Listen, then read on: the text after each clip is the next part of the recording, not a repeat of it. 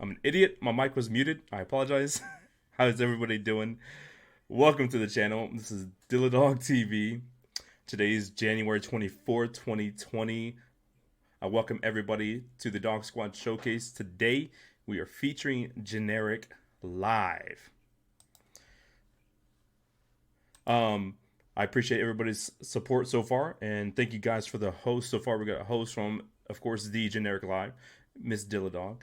Thank you guys so freaking much. I hope everybody's having an awesome freaking Friday so far. I'm super excited to be here, to be doing this interview. Of course, these guys, I've known these guys since they started here on Mixer. They've been absolutely freaking phenomenal, you know, from their community standpoint, as well as supporting everybody else here on Mixer as well. They stream a ton of different games. I think when I first met them, they were streaming Fortnite, doing really well on the Fortnite. They've kind of veered off from that and have expanded to other games, which is pretty awesome. Right now, they're focusing on World of Warcraft as well as other games as well. They still dabble in other stuff, I'm sure of it. And of course, we'll get into that as well. But of course, guys, if you're new to the channel, please hit that follow button, not only for myself, but if there's anybody in my community that hasn't followed JenEricLive, please show them some love. Oop, almost hit their bot. That is their channel right there. Here, there it is. Sorry, took me a second. Make sure you show them some love. There's, like I said, they're really awesome streamers. You definitely don't want to miss their content. I started this web show about 4 or 5 months ago in September of 2019. Holy crap, Patty! What the hell? 40 freaking dollars, bro? I was not expecting you on a dono, dude. Thank you so freaking much, man. That is crazy, bro. Whoa, indeed. Whoa, indeed. I don't even know what to say, bro. Thank you so much, man. That's some dono hype right there. Dono freaking hype, bro. 40 freaking dollars, dude. Appreciate it. Thank you so much. Yeah, shout out to my boy Patty.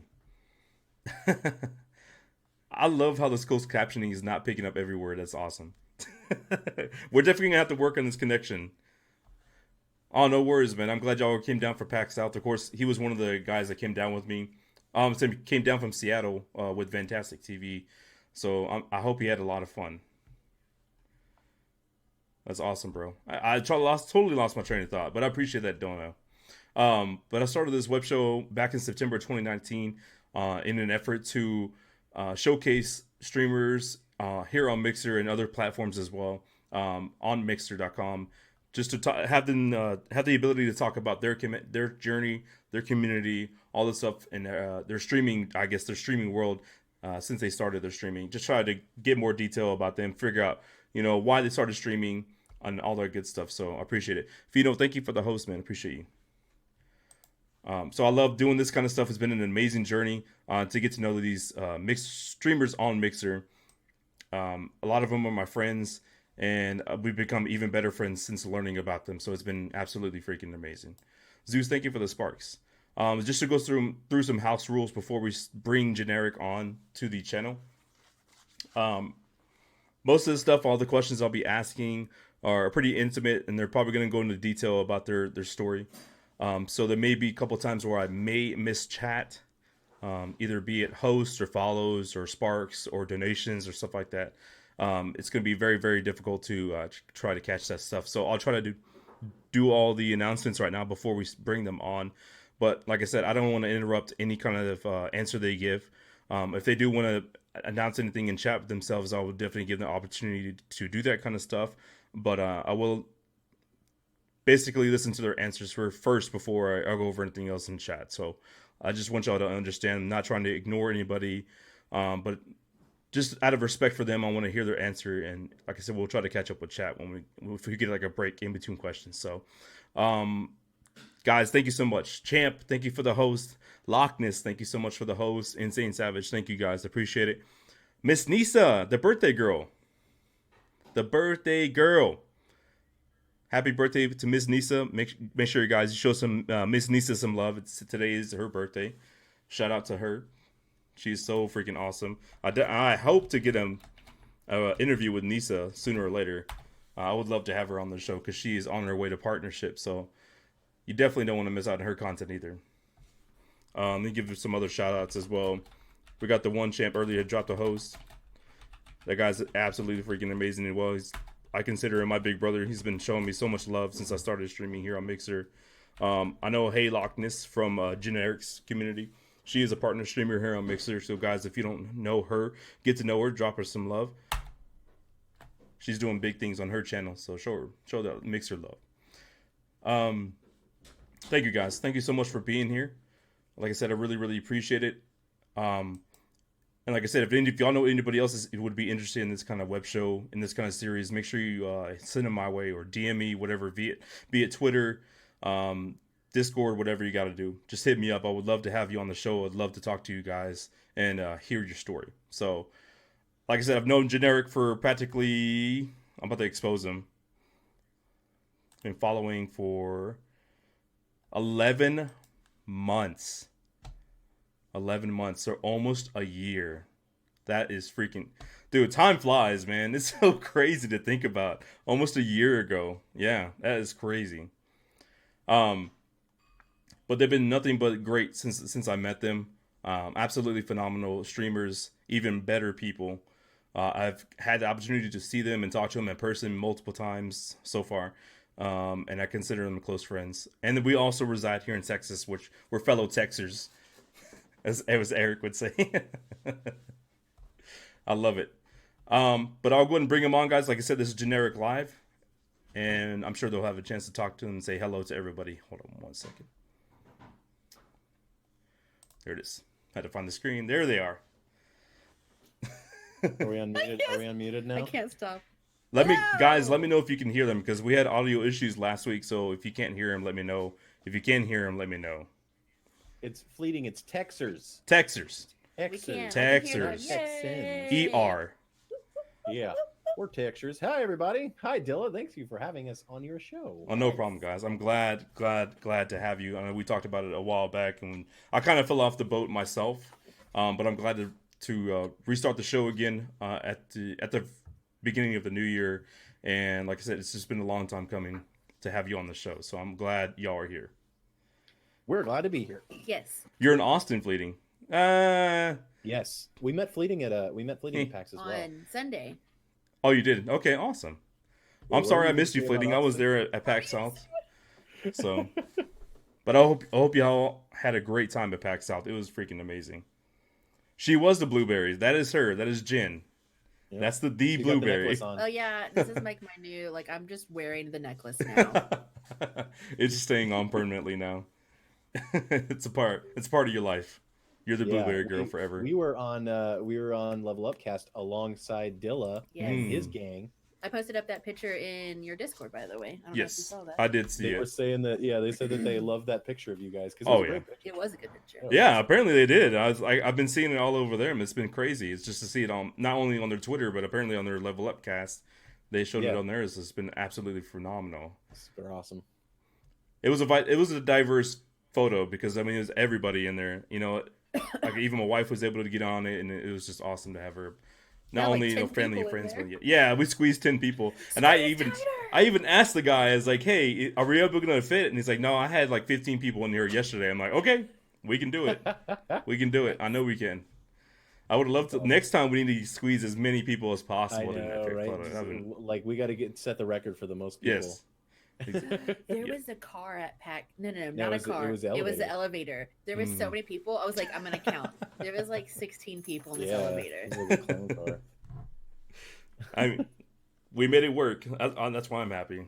I'm glad we were able to squeeze. I think Catch Me actually was like a last minute thing. Like he was sitting on the side, and I screamed at him like, "Catch Me, get over here!" So he ran to us and got in the photo real quick. Awesome. So that's great. So guys, like I said, I'll try to introduce you real quick. JenEricLive. For how long have you been streaming here on Mixer? For about as long as you've known us. Okay, so about 11 months then. Yeah. We're gonna. I think that we're gonna be our year anniversary or whatever is next month sometime. That's awesome. Beginning of February was when we started. I can go. It'll be February 4th, I believe. Wow. So that's basically like 2 weeks from now. Yeah. Yep. Are y'all planning anything big, anything exciting for 1 year? I've been sick since PAX. So we want, like, I don't know, we might do like a giveaway or something. Okay. We've done like there are charity streams, which are like 12-hour charity streams and stuff like that. So maybe we'll do a longer stream. We usually stream for about 3 hours, so maybe we'll do a 5-hour stream, 24-hour stream. No. We've done one back when we were with Strictly Nerd. We did one of those, and it was awful. Oh yeah, I can imagine. I mean, it was entertaining, yeah, but it just like it was not. It was bad because I wasn't on camera the whole time. We actually set it up like a show, and we had guests come on and stuff, but I wasn't on the camera the whole time. But I was just like, I just didn't want to sleep out of respect for like everybody else because nobody. So we stayed up the whole time, and I could have got sick, man. That was not good. It's really exhausting. I couldn't imagine sitting there. I think I've told everybody the most I've done is 13 hours, and I felt absolutely gassed after it. Like I just wanted to go straight to sleep. It was crazy. A lot out of you. But I mean, it was kind of crazy at the same time because I didn't realize how long I had been live. Like I remember looking at it and maybe seeing like 8 hours, and all of a sudden it was 13 hours. I'm like, holy that's kind of crap. how it went with us when we did the 12-hour stream. It actually went faster than we thought it would. So yeah, it did. That was pretty cool. Well, that's awesome. So yeah, I'm sure we'll be on the lookout for that 1 year here on Mixer and the Mixer anniversary giveaway. Possibly. Probably. So why Mixer out of all the platforms, YouTube, Facebook, Twitch, of course, why did y'all choose Mixer? We come from a YouTube background. We have a channel with RetroCade64 called Strictly Nerd. Eric and I did a lot of Minecraft videos and that type of thing. And then we went to PAX last year and we were like, okay, let's start taking this streaming thing serious. So we had dabbled on Twitch, we dabbled on YouTube, gaming, and Facebook. So literally I researched it for almost a month, let's say 2 or 3 weeks, and made a spreadsheet, pros, cons, all of the different Jen loves things. spreadsheets. Yeah, that's her thing. Yeah. So when she did that research, she came to us with a Excel document that had what it took to become partner on each platform and so for us, I guess for me that was the thing. So at the time, and I think still to the day, YouTube and Facebook, there's not a distinctive laid out, this is what you need to do to get partnered. There was no guideline at all. With YouTube, you pretty much just have to be a popular YouTuber already. Your popularity as a streamer on YouTube depends on your channel as well. So that was something that we were already doing, Strictly Nerd, and we had over 3,000 subs on Strictly Nerd, but that wasn't huge. That wasn't fantastic for the 5 years that Strictly Nerd was running. So we didn't really think that was a good platform. Facebook didn't have a really set, laid out, path for us. And then Twitch was oversaturated, which is the reason that a lot of people choose Mixer, I think. And then we found out about Mixer at PAX. It was one of those, they had a booth and we were like, oh, that's kind of cool. Xbox has a streaming platform. That was pretty much what it was. Well, they were there. So this is 2020, 2019. In 2018, we saw Mixer, but that was the thought. We skipped the booth completely for 2018 and 2019 because we said, oh, that's Xbox's streaming platform. Yeah, when we don't play Xbox, we're on PC. And I think that Mixer, even now, still doesn't do as much as they should to make everybody know that it's not a Xbox platform. Exactly. But I think that as streamers on Mixer, we do a good job at making sure people know that. But once we started researching it, we discovered that Mixer isn't just a streaming platform for Xbox. It's actually owned by Microsoft. That's pretty much it. Yeah. So we started researching that, and we were like, oh man, Mixer isn't as oversaturated, and it has lower requirements to become partnered. One of the things that was appealing to us at first was the fact that they didn't count concurrent views. Yeah. Which they do now, but yeah, they still say that it's not required, but it kind of is. But back then we were just like, oh, that's awesome. You know, we don't have to worry about how many viewers we have. We just have to be good streamers. And so that was the initial reason that we chose Mixer. But then when we started streaming on Mixer, like you said, we were doing Fortnite. And to be 100% honest, we did Fortnite like just because we knew that that was the most popular game and the people would watch us. And so, and we were enjoying it too. I mean, before we started streaming, I was like, Fortnite, whatever, you know, I was being an old man. And, but then I played it and I was like, okay, this is actually kind of fun. And, but the moment that Fortnite started getting really annoying and just like we weren't enjoying it, we switched. Yeah. We're like, peace around. And we were worried that we were going to lose like our entire community because and we honestly did lose a lot of people because we stopped playing Fortnite, but we switched over to Minecraft and then we just gained a whole bunch of people who play Minecraft, you know? And then the same thing when we switched from playing Minecraft to playing World of Warcraft, we lost people, but we actually retained a lot more people who are watching us play WoW, even though they don't play WoW, you know, they just you start to pick up people along the way that are there for you and not for the game that you play necessarily. That's more important.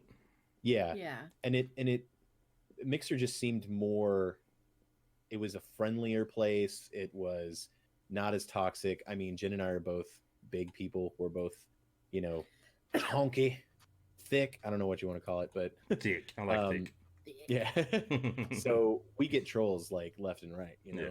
And on the other platforms that we streamed on, it was horrible. And then on Mixer, it's like 1 or 2 a week maybe. You know? So we just felt really at home once we started streaming here. And then we met other streamers on the platform and they were all amazing, whether they're partners or just non-partnered streamers like us. Everybody was great, you know. So we were like, yeah, this definitely seems like a level playing field more so than Twitch does. Yeah, I know we've discussed that like off stream and away from everybody, you know, the whole concurrent thing. So I mean, that's just something I think eventually, whether or not they want to, they might have to like bring that up, you know. I just don't like that. Needs to be a little bit more transparency, and we talked about that.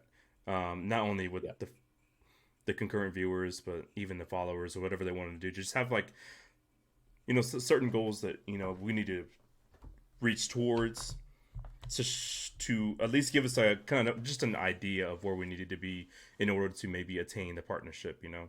So absolutely. And I think that's the intention of the future what is it, streamer progression. I believe that's what they're intending it to be.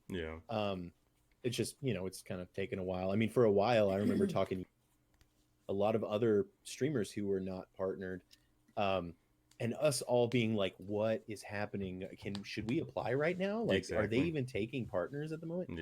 And they sat there and said yes, but then every single person that applied was getting denied. So there's definitely some frustration there, but I mean, we're still going. We've been denied 3 times now. But like we had talked to you before about our stream layout, we were able to talk to somebody who spoke to someone on our behalf that works for Mixer, and they were saying, well, from an accessibility standpoint, your layout might be confusing, switching from your gameplay to Jen's gameplay all the time. So then we were like, okay, well, we're going to make this new layout, and it's actually got really good reception. So we're definitely trying to better our stream, you know, and we're taking any feedback we can get. So, but yeah, overall, back to the original question, Mixer is just a great, it's just a great platform. It has an amazing community, and it's growing despite what it may seem like it's, you know, taken a while, but it's still, I know that it's definitely growing. And I feel like if Mixer as a company keeps on making the right choices like they did today, where they got rid of the follow for follow. And, I was so confused. I was like, what? No, it was fantastic. I was so happy about that. He threw Jen off for a second. I was like, what happened? Like they did today. Because we're partnered, Jen. We actually have a deal, Jen and I, that whenever we apply for partner, we when we get an email from Mixer, like we can read it, but she can't say anything. So all she can do is say, "Hey, we got an email from Mixer." She can't say if it's good or if it's bad. You know, so we both find out like in a natural way. It's like I didn't tell her, she didn't tell me. Or something. Yeah. But can you read her face? Like, can you tell if it's a good thing? See, every single time it's been at work. We've gotten them at work. Yeah. Yeah. So she'll message me or something. And it's, we have an email. We have an email from Mixer. And that's like it. that, like just that generic, no emotion. Just we have an email from Mixer. Yeah. And then the first time I was just like, oh man, it's gonna be awesome. And then every time after that, like last time, when I was telling the people that, because we didn't announce like publicly that we were applying for partner this last time, we did it really quiet. Yeah. And because we felt like we were going to get denied, and so I was telling like my brothers and stuff, I was like, Jen and I just applied for our Mixer denial letter. But yeah, we got hope. We're hopeful. I mean, we'll get there. I know that you're going to get there too. Like, there's, I mean, pretty soon next year. What's the plan, Dylan? Next year you're going to have one of those jerseys. Exactly, that's my plan. Yeah. Well, not even next year. This year, that's my plan. Well, that's this year. Yeah, that's this year. Oh, like wearing it at PAX South. I forgot that we're like at the beginning of the year. Yes. I told Bobby that too when we were chatting to him about you. Because we got Locke. He was like, okay, we got Locke okay. Goals. Who is also a Flashpoint fam. Yeah, Flashpoint fam. That's my. Well, I haven't told anybody in my community, but I did apply for Flashpoint GZ. So it's in the works. I'm sure. I haven't heard anything back yet, but I'm sure sooner or later. I know Bovie's. He told us on his Discord he's been busy with stuff like that in his own personal life. So it's just a matter of time. I'm not even sure if it's him that reads them, but I'm sure it's gonna happen sooner or later. I'm sure. Absolutely, dude. You fit in with that group like so well. It's like there's no way that they can say no. I hope so. And Zion, this is diet root beer, man. Ooh, he's drinking beer, but it's diet root beer. Exactly. So I guess, like, I know that I'm sure you have a specific way you're wanting this to go, but like, let's talk about like teams real quick. Yeah. I have no. This can go anywhere and everywhere possible. We can make this last all night if we have to. I don't care. I don't have a set time. My advice for like joining a team is if there's a team out there that you think is awesome, that you feel like you fit in with them and you want to pursue that, follow them on social media, join their Discord.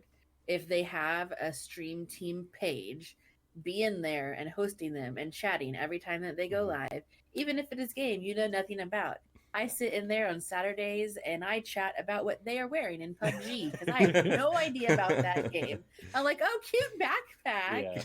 Yeah. They want to see your support for their community. Yep. And then, and then when they see, okay, he applied or they applied, whoever it is, that because we be talking to chat as well.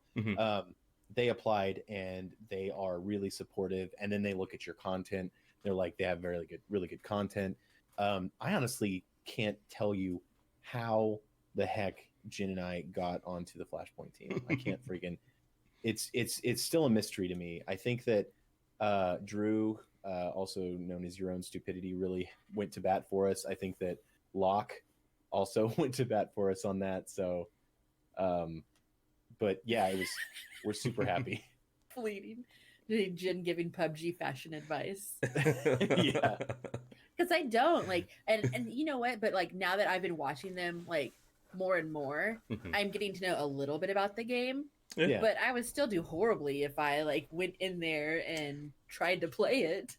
Well, it's like Fortnite without building. That's all you. Yeah. Basically, that it's just a battle royale. Fight to the end. I really want to try Tarkov.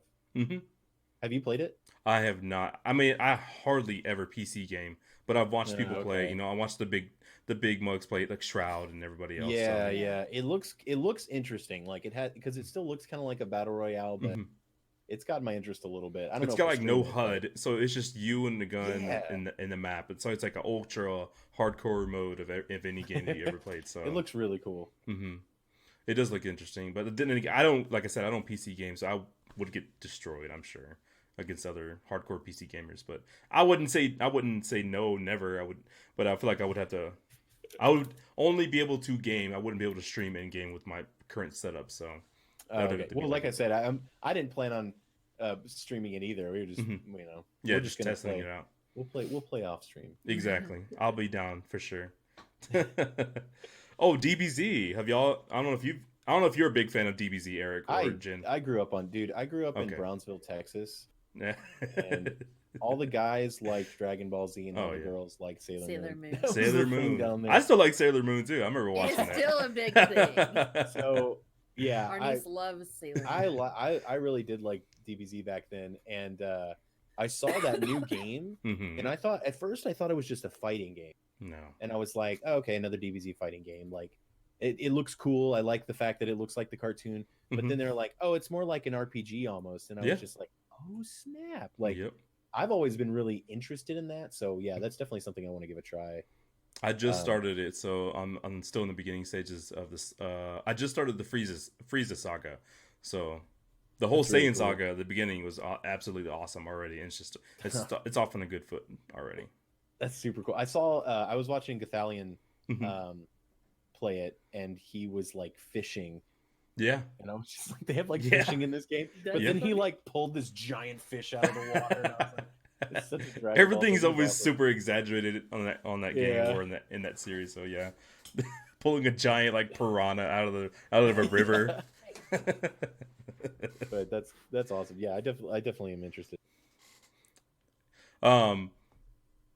I do want to touch on something you'd mentioned earlier, like when y'all had like dabbled with Facebook and YouTube. I am curious, do y'all know if they have like a partner system with those platforms yet? Facebook definitely does, because if you're familiar with Tonzi, which everybody should be familiar with Tonzi, he is partnered on Facebook. They actually, I think that was a networking thing that happened, I believe. At a con. Several, I think it started at E3. So I think that his connection was made at E3 in person at the Facebook gaming, either the booth or the party. And then I think it was another conversation that was a follow-up at PAX West. Yeah. But yeah, I mean, yeah, they offered a partnership to him, and then he streams on Mixer half of the time, and he streams on Facebook the other half of the time. So there's definitely, I don't know about YouTube. Like I said, I think that YouTube is more dependent on your YouTube channel. But Facebook definitely has a partnership program. However, I couldn't tell you what it takes to get there, because when we first started looking into streaming on another platform, we couldn't find that information anywhere. Now, that was a year ago, but yeah, we couldn't find that information anywhere. So we're not really sure exactly what the requirements are. I think for Tonzi, it was, for the few people that I do know that are on Facebook, I think it's one of those things, well, like you've seen it where it's like, if you have a big following on Twitch, send us an email and we can maybe partner you on Mixer. I think it's that type of thing that they're offering out on Facebook right now. Like, hey, you stream on this, you have, you're partnered on this platform. Okay, well, come over here. So, but yeah, I don't know what the I feel like requirements are. Facebook has a potential to take over if they wanted to. If you think about it, everybody has a Facebook, or at least in our generation. I feel like maybe the newer generation probably doesn't have one. Yeah, I was about to say Facebook's demographic is actually a lot older than people might think. And a lot of people are moving away from Facebook as a platform. I have a Facebook, and it's like only for friends that I never talk to and my family. Yeah. Like, exactly. That's pretty much it. Like, I don't really use it for anything. I actually uninstalled the app from my phone because I was like, I never use this, and Facebook spies on you. So yeah, I was like, I don't need that. So it's pretty much just the way to keep in contact with family. Oh, we have to say hi to you have to say hi. Hi, generic mom. Hi, mom. So yeah, we only keep it to keep in contact with family and message our family and stuff like that. So I think that Facebook faces that problem that it's kind of aging and that the audience is getting older because the younger audiences are going to newer platforms like Snapchat. Like I was very surprised that everybody, oh yeah, no, I use Snapchat. Snapchat is like a social media platform. I thought it was just stupid, short videos, but so I just pulled up their page and it says This is just to be able to apply, but it has no what their requirements are to actually partner you. 100 followers on your gaming page, stream at least twice in the past 14 days. It's very, very vague, and I think that's kind of where we can become partners tomorrow. A year ago. Yeah, sweet. Twice in it's like once every week, basically. Twice in every 14 days. Oh my god. We're leaving Mixer. Bye, Mixer. Long, Mixer. That's crazy. Well, do you get weird? I guess I don't know too much about Facebook gaming. So do you get subscribers on Facebook as well? Yeah, it's similar. It's similar. It's what are they called? Supporters? I can tell you. Yes, it is. So I support Tonzi. I think they're called supporters. That's the only okay. About. But here's the other odd thing is it's your first and last name. Oh yeah. Whenever so that's another thing that Jen was mentioning, that when you're chatting with somebody, like you're in their chat with your first and last name, so you're exposing yourself. Yeah. The anonymity, I don't know, I can't say that word. That you have like here by choosing your screen name, you don't have there. Yeah. And yes, fleeting, I am an old man, so we're just a bunch of boomers, okay? Dang it, damn them boomers. I'm gonna change my name to Boomer TV. Boomer TV. Oh my gosh. That would probably, I mean, that's a character right there that'll get you partnered in no time. Well, that was another interesting thing. Who did you meet at PAX that you were like, oh dang, that's a persona that they have on their stream? Was there anybody like that for you? Jen's turning this around, man. Hey, this is her showcase. I'm the guest. Jella, thanks for coming to your stream. So you can leave now. This is my show. Rephrase the question again, or just re-ask me. Like, who is the one that we had? Okay, so when we met Asika for the first time on stream, she's super laid back, super chill, and in person, she's like the hype girl. Yeah. Like, party. Tonzi too. Tonzi on stream is very, very outgoing, and in person is very laid back. Yeah. She is wild. Locke, I was trying to figure out what WILF stood for. Wild in life forever. I was like, that is not something that Locke would say. I don't know what that she's means, she's a WILF. He had everybody confused. Wow. Anyway, yeah, so basically anybody who you watch a stream and then when you met them in person, they're a lot different than they were on the stream. I don't think so. Not necessarily. I think for everybody. I mean, so I don't follow too many people that have personas per se on their stream. I try to find people who are just genuine that I would think that would be like the same person off stream. So I mean, for me, the most exciting person to meet was Pearl Sparks. I love that dude. He is just so high energy on his stream. It's absolutely nuts.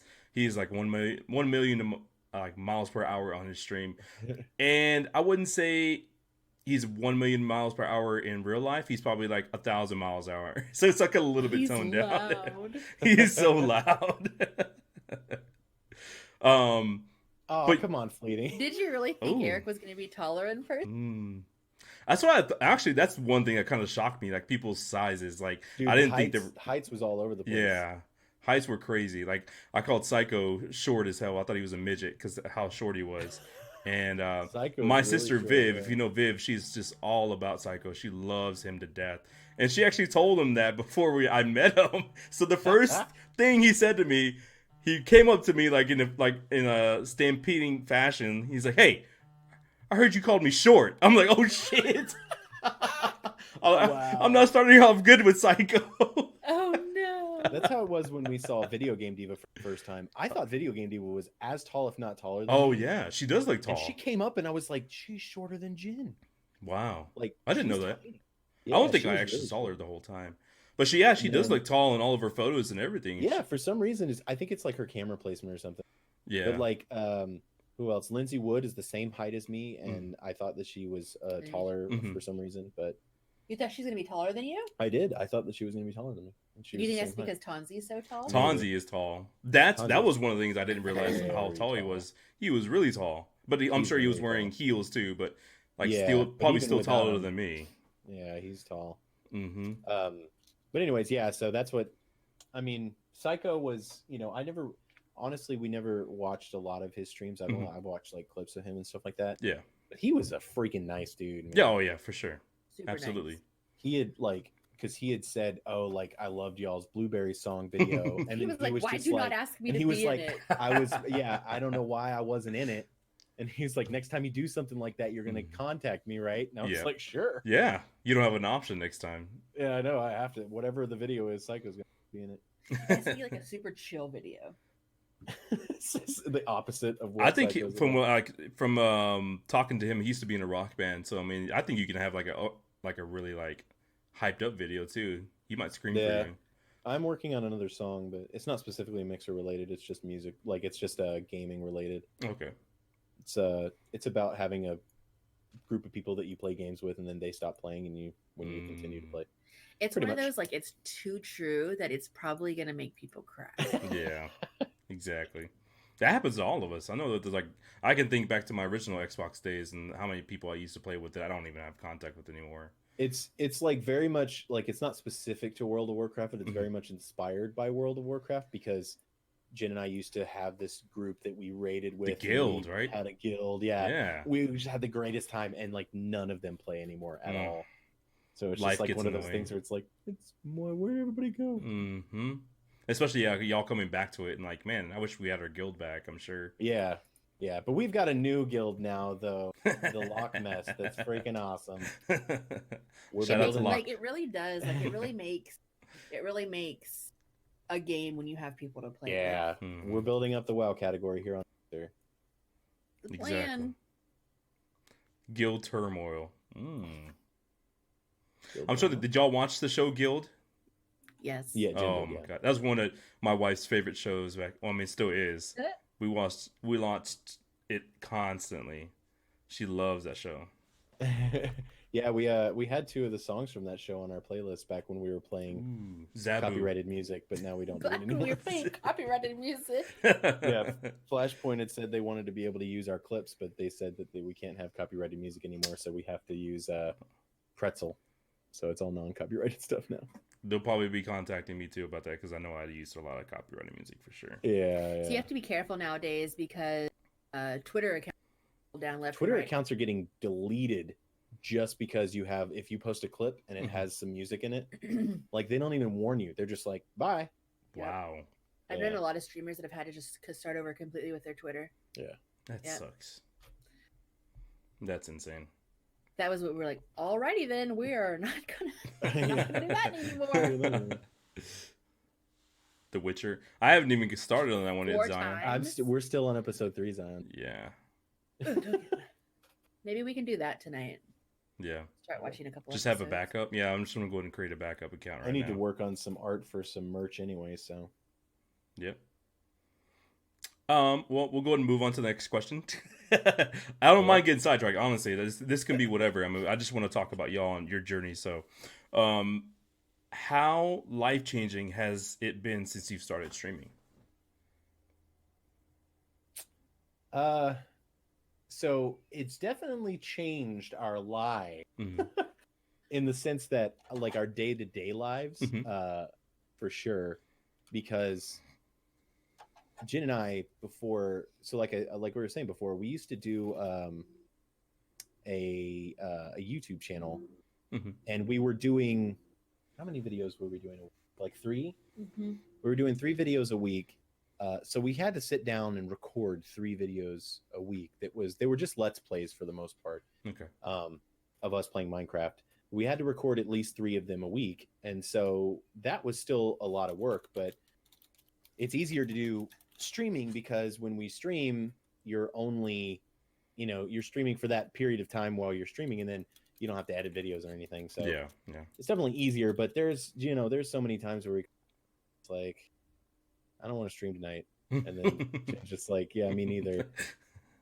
But we have like there, and then we were like, we have to stream. We can't not stream.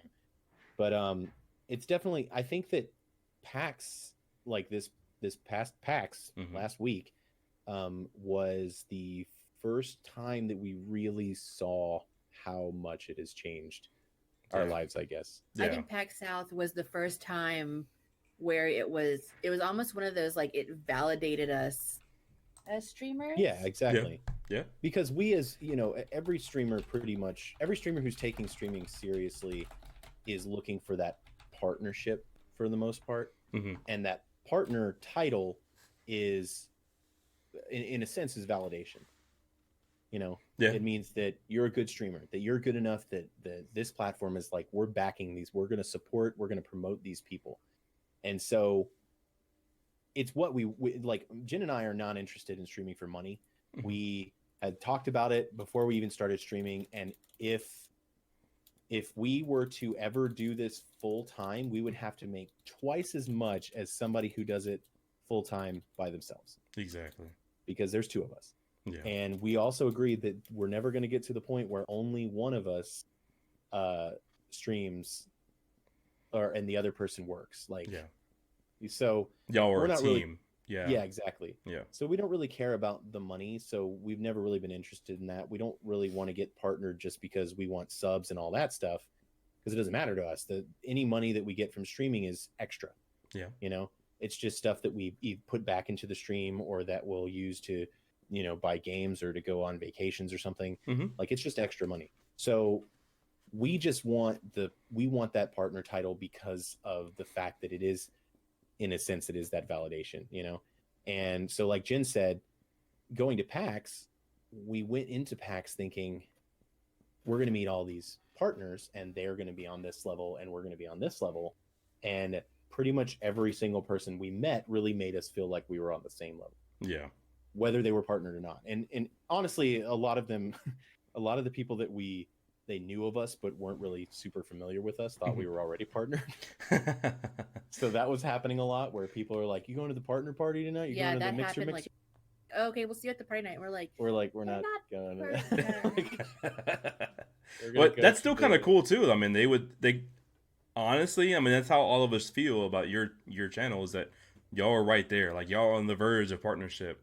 And I know there's a lot of frustrations behind that, but I mean, that would feel cool if somebody like, "Hey, you're going, I'll see you at the partnership party." I'm like, I'm not there. I mean, I'm glad you think I am a partner, but I'm not there yet. That would make me happy in itself. We got partnered by the people. Yeah. The people's choice. The people's vote. Choice partner. The people's choice partner. Can that be we just make up our own thing? If that was a real thing, it would be Tiana Reese. The people have spoken. The people have we spoken. met Tiana Reese, and she was really nice too. Yeah. Like Ms. Dilladog says, people see that you're making partner level quality content for sure. So that was another thing.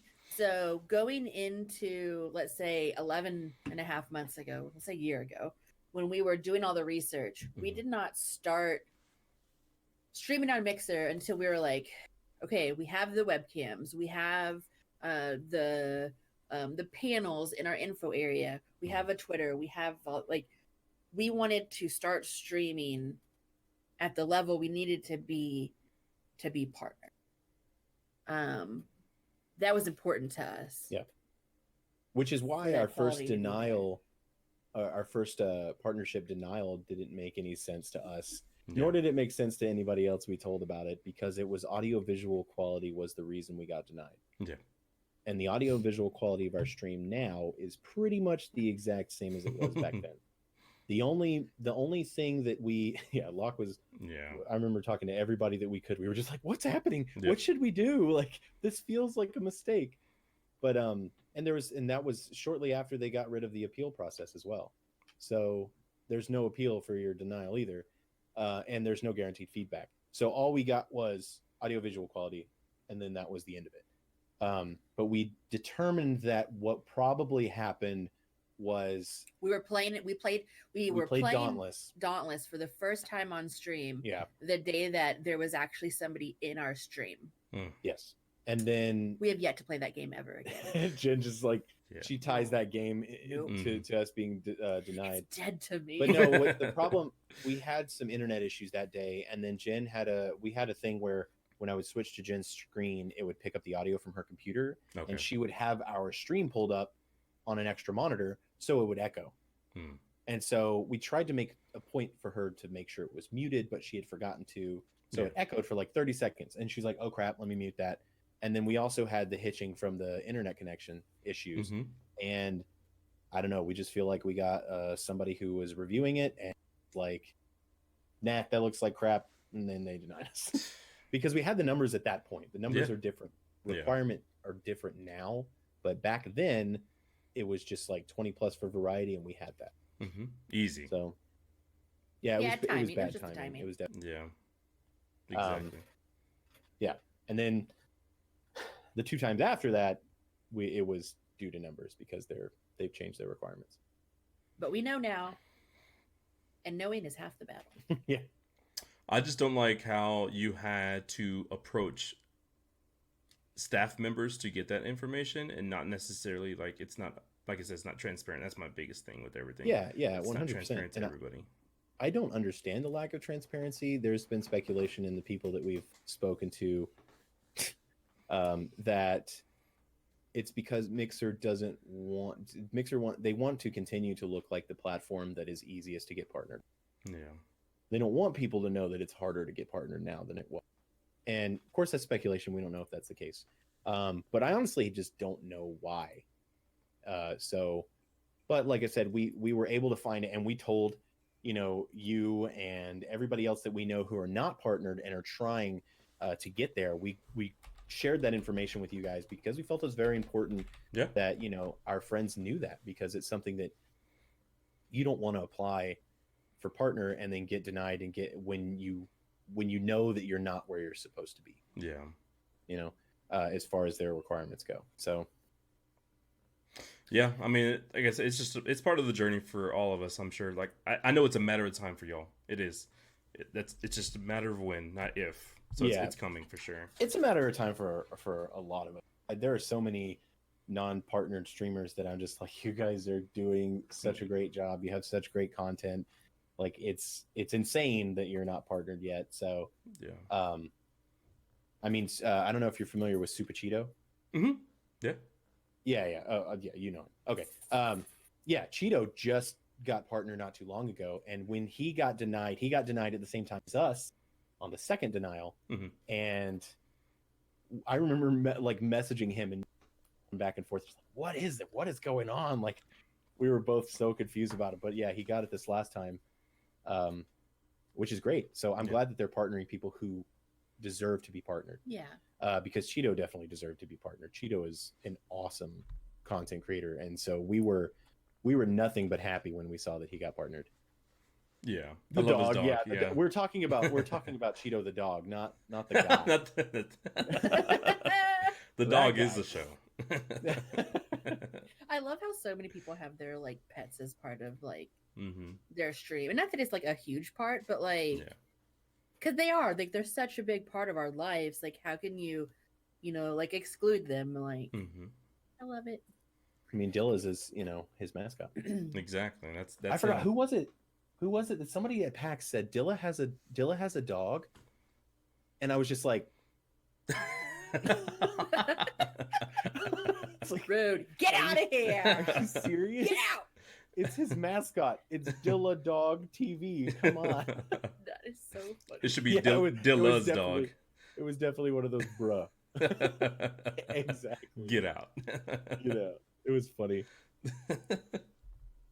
Oh my god. Well, I mean, that's still on me. I should have him more on the show. I used to be able to do in my old apartment. I had a camera set up to where you could actually see him. So this setup, since we moved to my new place, it's not as friendly to me streaming wise. But yeah, the Bruce cam, it was set up, but I just had to put it back up. I had to figure a space to put the camera back up. It's just on me to figure it out. So it's my fault. And people should know, like, hey, they should know Bruce before they know me. Bruce should be the main man. He's the one to figure out a time where Jen and I can meet Bruce, because I always say that I can gauge the level of my friendship with people by the fact, or like whether or not I have a picture of their dog on my phone. True. Because I was just like randomly looking through my photos and I was like, oh, my friend's dog Toast. So I was like, I was like hanging out at his house and I was like, your dog. Take a picture of him. Toast. Yeah, his name is Toast. It is the funniest. It is great. I like one of my friends, or my coworkers, his pug, his name is Clogs. I love that name for a dog. Clogs. Wow. Okay. Okay. You gotta get more. And he's such a cool dog too, so it makes it even better. I just imagine, like, you say that, and I just imagine a pug running with clogs on. With clogs on, exactly. It's just like... Oh my gosh, Dilly, you know what Locke's dog does? So she has 2 pups.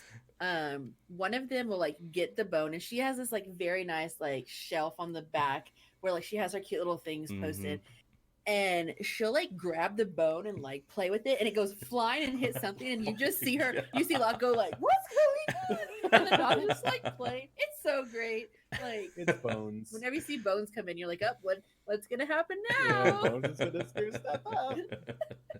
It's content. It's content for the show. It is. Oh my god, dogs they're part of the show. They're our lives, and they're just as important as anything else for sure. So that's awesome. I think we touched on this a little bit, but do you feel like streaming interferes with your personal life? Sometimes. Yeah. So when we were setting our schedule, that was hard. I mean, not that it was a hard talk, but like we were like, okay, you're 7 days a week. Out of the 7 days, Eric, you pick one day. What is the one day you do not want to stream? I think it was Monday. No, yeah. I said Monday. You said Friday. Yeah. I said on Mondays, I do not. I want to come home and go to bed and forget the day happened. Yeah. And then on Eric, I think Eric had said Fridays it was a similar thing though. But it was like Fridays. I just want to be on. I just want it to be the weekend. Yeah, and then also like we wanted to be able to plan to do things on Fridays. Be social, that kind of stuff. Be normal human beings. Yeah. I know that we used to go up to Austin pretty regularly, and because I have 2 brothers up there. This last year streaming, we've not been able to see them as much. So it's definitely changed our social life. But the thing about it is streaming is a new form of social. I was going to say socialism. Socials. Whoa, we are socialists. It's a new form of socialism. Socialist. It's a new form of socializing that. Yeah, social interaction, exactly. It's a new form of socializing that I think that it's really interesting, because I would think about it and I'd be like, whenever you have friends and you're just like, oh, you see something funny and you think, man, my friend Brian would think that this is funny.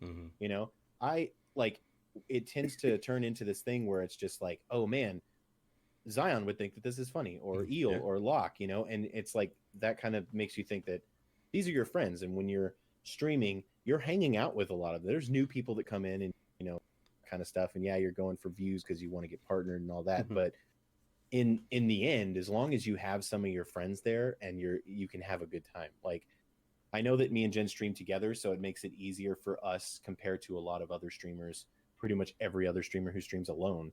Yeah. Because when there's no one in your chat, you're talking to yourself. Yeah. But with us, and there's no one in our chat, I'm talking to Jen.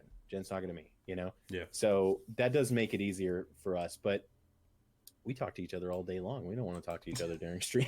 We're going to talk to you. Not if you don't have to. Oh, snap. So, yeah, it's definitely replaced our social life pretty much for the most part.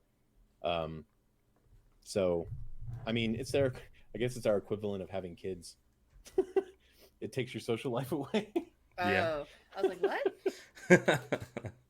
But it replaced it with another one. Exactly. To be fair, though, we didn't really have a huge social life. That is very true. That is very true. I feel like, I think streaming has become basically my family now. Like, when I moved to San Antonio, I'm basically now like an hour and a half, maybe up to 2 hours, depending on which family member away from them. And that was me being social. I would always go to my sister's house or something like that. And then on my days off, I figure out something to do with my nieces or nephews. And since I'm multiple hours away from them now, I feel like my stream family has become my family now. Now I get this. I still get to spend time with my nephews. You see family members coming in my stream all the time, and I'll be able to talk to them.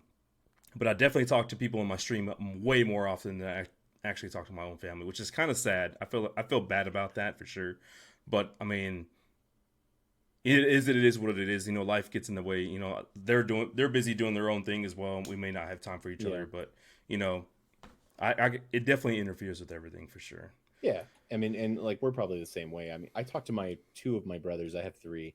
One of them is a Georgia redneck, so we never really talked to. He doesn't have a lot in common with the other three of us.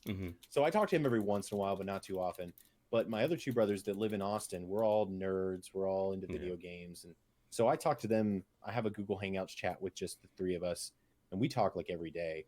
But I mean, that's pretty much the length. Like that's me talking to my family. Jen is a single child, only child. So like single what? She's a single child. She's single. You're single now. Single. Eric no, was, I just got my ring. Oh, I got another one. I got one of those freaking silicone rings. Yeah, I got it too. Yeah, it's orange in the middle. It's freaking awesome. Anyways, gosh, she's single. I totally lost my ring while I was sleeping on the couch. Honestly, it's probably underneath the couch or in the cushions, and he just can't find it. It is. We just haven't looked for it. That like the dogs will find it. Oh yeah, Jenna was saying like if we're sitting here and one of the dogs is just like pooping in the living room and you hear a loud thud because my ring is like titanium and like oh yeah, the dog just pooped out my ring. I've lost two now, Neil. Anyway, so yeah, so it definitely impacts your social life, but it replaces it with new friends, and I consider so many people. Like we consider so many people friends, like not only other streamers like you or Locke, you know, we're actually like genuinely friends, like to the point where if we weren't streaming, we would still hang out. Exactly. You know, and but there's other people like Zion, who's one of, or Elusive Eel, who is one of our regulars in our stream. He's in Locke's stream. We consider them like real friends because absolutely they're just really cool people that we have a lot of common with. And it's funny because when you're streaming in real life, you're like, oh, hey, we're friends because we work together. Yeah. It's, you know, that's how it used to be. Like we're friends just because we work together. But when you're streaming, you're playing specific games. People are coming in and finding you and they stick around because of the game you're playing and the personality that you have. And they become friends, you know, it's almost like online dating. It's very specific. Like they're like, we have this in common. Yeah. So then you're introduced to them and you become, so it's a lot easier to make friends with, you know, online interaction, but also streaming in general. So, yeah, I feel like PAX South like cemented a lot of those friendships for sure. Yes. Like you see these people on the screen, you see screen names all the time, but like all the people that came down for me in my community, you know, it just like, we became the bestest of friends after that weekend. Like I talk to them probably more regularly now. Like Abe, I didn't meet him until I saw him this last Thursday, and ever since then we've been Snapchatting each other every day, talking on Discord, like texting and stuff like that. It's just cemented our friendships for sure. And we'll always have those memories, and it's just like I can't wait to see him in PAX West. Like I'm super excited to go up there and spend time with him. Us too. That actually happened with us when we went to. Excuse me. When we went to BlizzCon, we like met up, and it was one of those very, you know, apprehensive, and you're just like, oh, hey, we're meeting for the first time, and we didn't know what each other, you know, looked like in real life and all that stuff, or how we actually acted, and we hung out with them for like the whole weekend, and we were like, we're like best friends. Like, how are we best friends? How are we so much alike? Yeah. And her and her husband Zach, you know, like. Me and Zach, like, I love Zach. Zach is he's one of the coolest dudes. And so I was like, yeah, we're best. Like, me and Zach got to the point where in just like a day of hanging out, excuse me, I'm talking too much. Get some more beer. You can say it. I'm getting all choked up. In like a day of hanging out, like, I was to the point where I was at that comfort level that I have with long-term friends, friends that I've known for years. Mm-hmm. And I told Jen that there was one part where like we were, because we also went to Disneyland together. We were walking around in Disneyland and I saw something cool and I went up to Zach and I grabbed his shoulder and I was like, Zach, look. And I was like, I just met him like a few days ago and I was already, yes, so yeah, there's real friendships that are being made.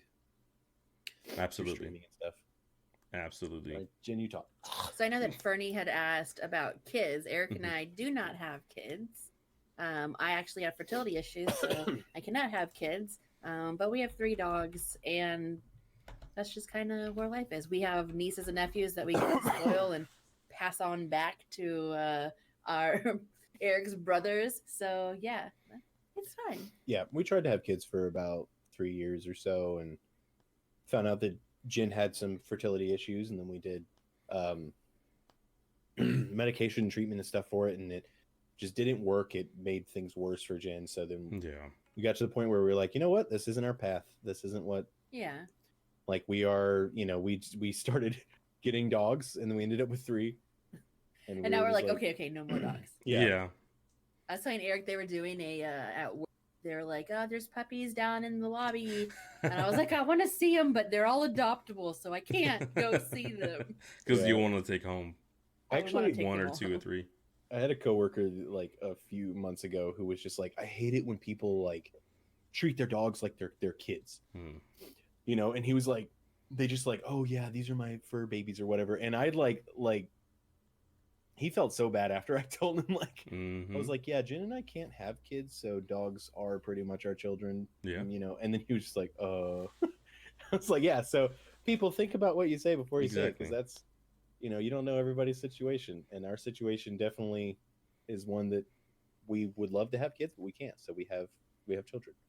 Yep. We have children, and we spoil our nieces and nephews. Pups. Yes. And that's we exactly spoil our nieces and nephews, and then Tracy's we hand them about back. for sure. She spoils the we crap give them all out the of sugar, nieces and then nephews. pass them back. Yeah, exactly.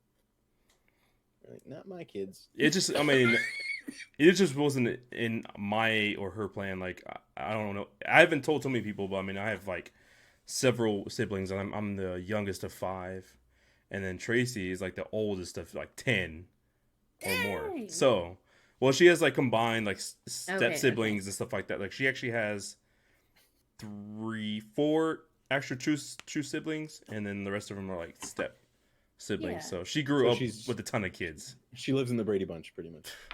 Exactly. It's a large Christmas on her side. Was that too old and white of a joke? Whoa, Eric. Everybody's like, who's the Brady Bunch? The Brady Bunch. Adopted siblings, step siblings, and half siblings. Oh, okay, nice. Got it. So she's several siblings for sure. And then me being the youngest, and my siblings being like, Viv is like, I think we're 7 years apart. So when she had kids, I was the babysitter during the summers.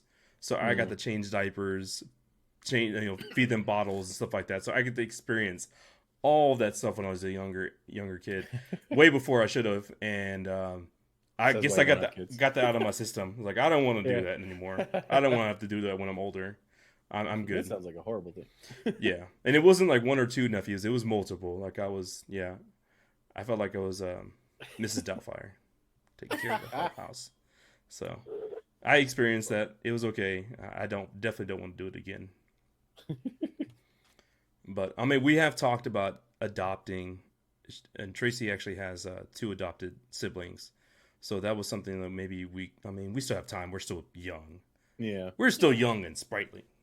Yeah. So that could be in our future. It's just, someday. Not right now. I would like at least to have a house, and we don't have one yet. So we're at the same point. We're in between going on to conventions and stuff this year. We're going to be paying down some debt, and hopefully we can buy a house next year. And it'll happen eventually. It will. It says something. So that's awesome. We're all getting to know each other for sure. Everybody doesn't know that about me, myself. So,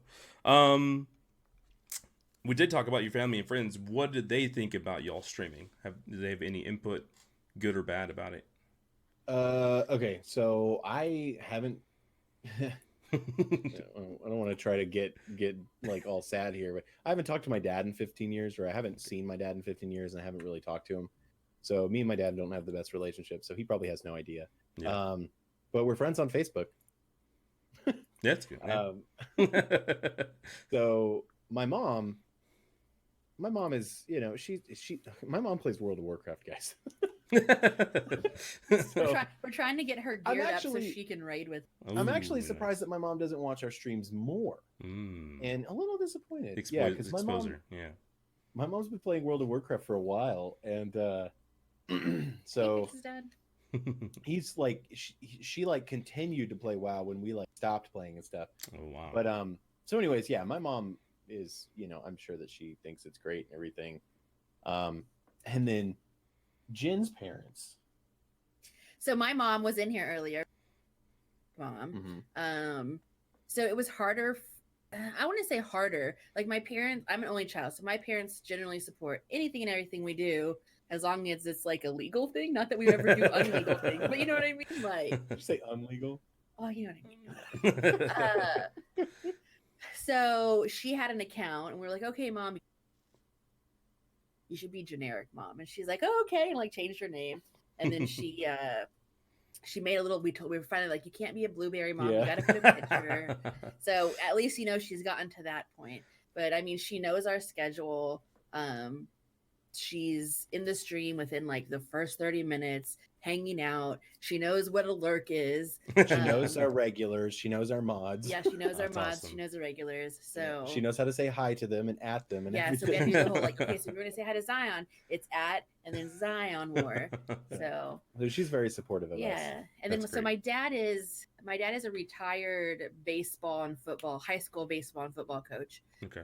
So video games are not his thing. Yeah. He played for the Mets. Yeah, my dad he was a catcher. Used to play for the Mets. So like super like has 2 batting cages here in town. Didn't really like supportive, didn't really understand it. So it used to be like, "Oh, how many followers do you have now?" We knew we were trying to get 2,000. Yeah. So now that we're at 2,000, it's kind of like, okay, well, like for him, he's like, "Well, what's the next goal? Like, if I were to check up on how your streaming is going, what questions should I ask to gauge that?" So it was definitely a lot, I don't want to say harder, but it was more of a learning curve for my dad to understand. But we can compare a lot of stuff to sports. Yeah, so we do that a lot. Like when we got into Flashpoint, and we were just like, we're basically, so we were in the academy, and we're basically on the JV team. Junior. Yeah. So there's the varsity team. We're on the JV team. And so he understood that. Hi, Tori. He understood that. So when we got bumped up to the main team, we were just like, well, now we're on the varsity team. Yeah. Like, and then when we got the sponsorship from Gamer Subs, we were like, yeah, we have a sponsorship. And so he's definitely interested, and he thinks it's really cool. I think that he looks at it from, of a view of somebody who is an older person who didn't grow up with this kind of stuff. That's a boomer. So he doesn't get the reason. Like, he doesn't understand why people want to sit there and watch somebody play video games. Yeah. He's also somebody who's always worked like multiple jobs. So at first when he was like, "But you're not getting paid for doing any of this," I don't understand. Yeah. But he's still very supportive, and he tries to understand what we're doing, and he always asks about it. I mean, we're going to go hang out with him tomorrow. And, I'm Sunday sure that after stream. Oh, Sunday. Sorry, I forgot that it's not. Anyways. So yeah, Jen's parents are supportive. My mom is probably fine with it, but she comes into our stream sometimes. And yeah, her name is Miami Mama. Yeah. She didn't go with like generic Eric Mom or something. No. She went with Miami Mama. She went with her own name. She's spicy. Because she's from Miami. Oh my gosh. I could probably say the same thing about my family. Like, my mom knows of it, and she asks, like, she'll like ask me how I'm doing and stuff like that. And she pops in like once a month. But she is on her own thing. Like, my mom is very involved with politics and stuff like that in her area. So she's just off doing her own thing, which is not like she's like sitting on the couch. She's retired, but she's actually like doing stuff. Like she's very active in whatever she's doing. So I understand she's got her own life, and like, you know, at least you can see my sister Viv is always here. I don't. She's not here now. Yes. I don't know what she's doing, but she's always supportive of the actually, channel. surprising me, Viv is one of the most supportive people that we have ever met on it, like from the beginning. Yeah. Like she, you know, she found us through you, obviously, and then she watched one of our streams, and ever since then, she's been one of our biggest cheerleaders. Yeah. And we freaking love her. She's so awesome. So. Hi, everybody who just came in, or anybody who just came in. So yeah, like we've had our shirt on Sunday. So I had your shirt on Sunday, but I was wearing my hoodie. I don't think did we see? I don't know. On Sunday, I was gonna wear your shirt, but like we didn't pack it. I thought we had packed it, but we didn't pack it, and I was so pissed. And it's dirty right now, so I can't. I can't wear it. I have to wear my Murloc shirt. But I cried like so many times at PAX too. Yeah, Jen did cry a lot, especially after our Flashpoint dinner. Yeah, y'all told me about that. That seemed like y'all had an awesome time for sure. The PAX merch. That was good. Yeah, the varsity jacket. This is my new streaming jacket because I wore the jacket from last year. That's what I streamed in, and so now I'm like, gotta rep the new stuff. One. Yeah. The 2020 what are merch. You gonna wear when we go to PAX West and you get the other color of There's this blue, I think, right? Yeah, I love orange. Yeah, orange is our favorite color. It's my favorite. Yeah.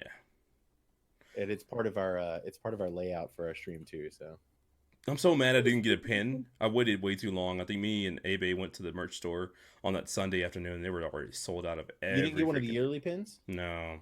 Oh, bummer. See, I haven't been collecting them. I mean, we've been to every PAX South.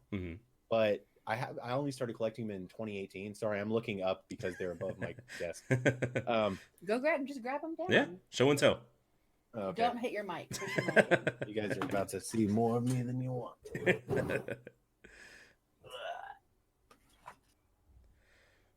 I will say while he's doing this, thank you everybody for coming in. Thank you for the follows, guys. I appreciate all the support, not only for myself but for JenEricLive. There's, like I said, I mentioned earlier, they're really freaking awesome, and I will give them another shout out because they're in here.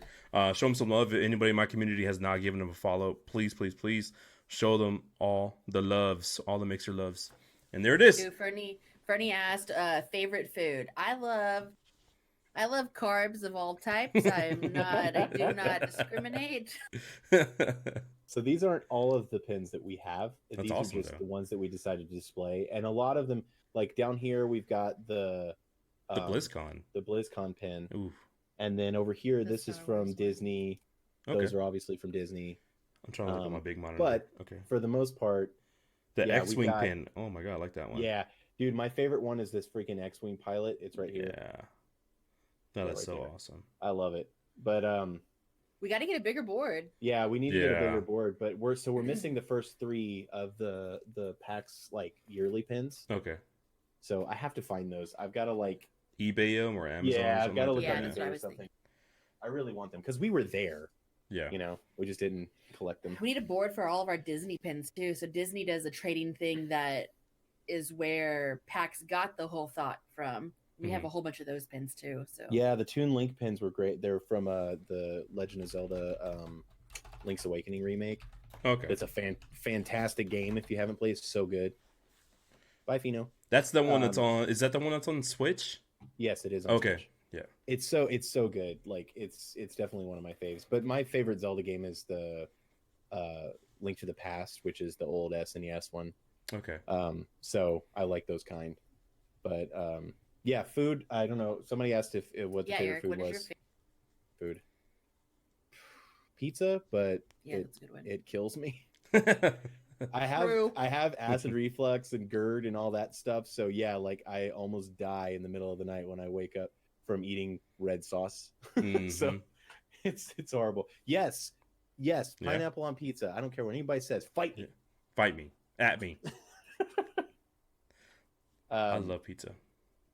So I love pizza too, and it's like for me, it's like classic friggin' pepperoni pizza. I don't know, it's just so good. Yeah. Like generally, I would say like our go-to like pizza order. We'll get like a pepperoni normal crust. I like the cracker pizza, the really Yeah, the thin really stuff. short one. We'll I would normally do get that like too. that. We'll normally get like the thin one that's like a Hawaiian that has the pineapple Mhm. and stuff. And then we'll generally get like if they have a little pasta or something, a small little thing of pasta. Zion's gonna stop modding for us because he doesn't like pineapple up. It's so good, Unfollowing, though. unmodding. I'm done. Zion, we know where you live. Yeah, stuffed crust supreme is our go-to whenever we get pizza. Ooh, I love stuffed Supreme crust is too. amazing. Jen does all the stuff on like I love Oh, she has, like, everything the on cheese. Supreme Pizza, Yeah. but yeah, Jen doesn't. We like to go to Mod Pizza. That's the. Oh, Have you been to? Yeah. It's kind of like Pyology, I think. Yeah, Oof, it's the I love one where mods. it's like I like to describe it as Subway but with pizza. Costco Mhm. does have some good pizza. So you like get in line and you tell them what to put on your pizza. Mm-hmm. The same way I describe Freebirds. It's Oh, I love Freebirds too. yes, Freebirds So is great. you explain. I wish Viv Freebirds, was right here. it's- Freebird. I mean, Viv hates Freebirds. Oh, I wish she was here. What? Yes, I know exactly. I don't know what's wrong Freebirds with is her. so good. I love Freebirds, and we always fight about it. We always because she prefers Chipotle for some freaking reason. I don't know. Oh, that's weird. No. Yeah. Eel, It's so barbecue sauce untexan. is better. Untexan of her. You Barbecue gotta sauce support is better. Freebirds. It's way better than Chipotle. So you say Freebirds, you know, it's like Subway, but for Mhm. burritos. And Yeah. you say Mod Pizza is like Freebirds. It's like Freebirds But with pizza. for pizza. But yeah, What do we do for fun on our free time? game. We play D&D. Yeah. We go to Mhm. Renaissance festivals. Which I see y'all post photos of D&D, and I just want to go watch y'all play it. Like, Yeah. I Dude, you're more than Come over welcome. and I mean, watch it. you live here. I don't know anything about it, so y'all would definitely. I'll be the one sitting in the corner trying. So to I learn. had a friend who came over and played D&D for like the first time, and he didn't like it. He said it wasn't for him. Which is fine. Yeah. He said it. Well, he was like, it's too nerdy, which is funny because that guy plays Magic the Gathering.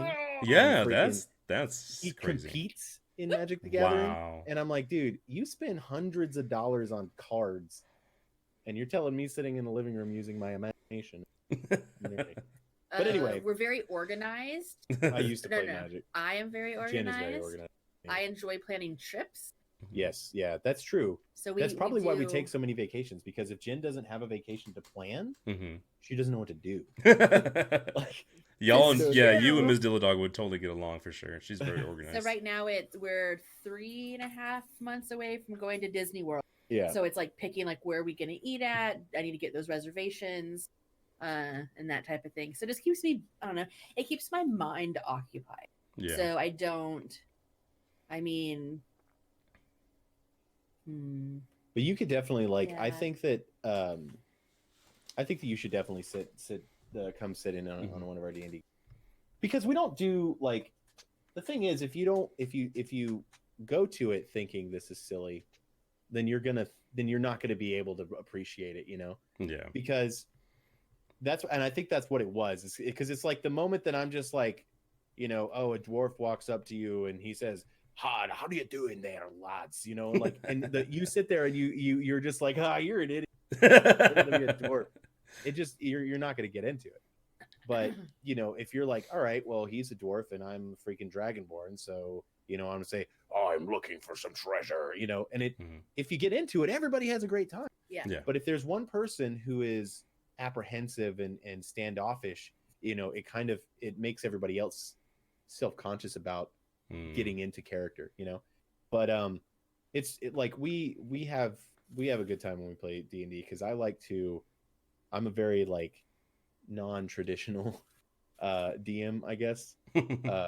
Because I don't really, I use the book as like a guideline Guidance, yeah. for the Yeah. rules, but I definitely go all over the place. Like one of my favorite campaigns that I ran, I killed my entire party in the first 5 minutes of the game, and I did it on purpose. I did it on purpose. It was part of the story, but I didn't want to limit them, so I actually did make it possible for them to escape. I just made it very difficult. Okay. And They didn't escape. They ended up all getting their heads cut off. And then they had to fight their way out of the nether or the afterlife. They had to fight their way out.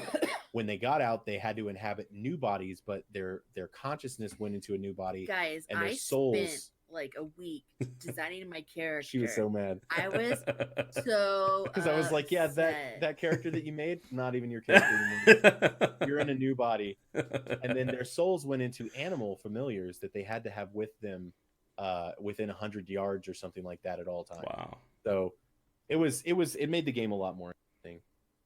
But you threw a curveball at him. Yeah, definitely. Everybody was really pissed off when I killed everyone. Because everybody spent so much time with their characters. They were like, are you serious? Like, did you just kill everyone? Oh my god, that's awesome. It sounds like some Dark Souls shit. Yeah. Yeah, right. All right, everybody, you ready to play D&D? You died. You died. Get prepared for your death. Oh, do you guys stream D&D? We've thought about it before. No, we were planning on doing a D&D stream with Heyyy Loch Ness, but I think that the logistics behind it were kind of, difficult. Yeah, setting up cameras and stuff like that would be pretty tough. But she is going to be streaming it. Ooh. Not to plug another streamer or anything, but no. Heyyy Loch Ness is going to be streaming D&D with her group. Awesome. So if you're interested in that, you guys should definitely find her. Awesome. Because Dungeons and Dragons is what it is. It's a role-playing game. Yeah. Typical phase. Here, we missed a couple questions. What place do y'all want to go visit in the future? Scotland. Ireland, like all of those types of areas. Honestly, everywhere. New Zealand. Japan. Yeah. Japan, some all of of this those too. places. Yeah. Do you guys like any sports? Eric, do you like sports? He does. Can you put in an ad like that? Me, I am a hockey fan. I'm a fan of the Blackhawks, and that's pretty much it for sports. Yep. Aren't you the same, Jen? Aren't you? You're from Chicago, right? Or your family from Chicago? My family's from Chicago. Yeah. Okay. So I mean, with my dad being a ball coach, I'm definitely a baseball fan. Cubs. The Cubbies. Cubs. Yes, Yeah. the Cubbies. She was born into that. I played volleyball. I swam. I enjoy all sports.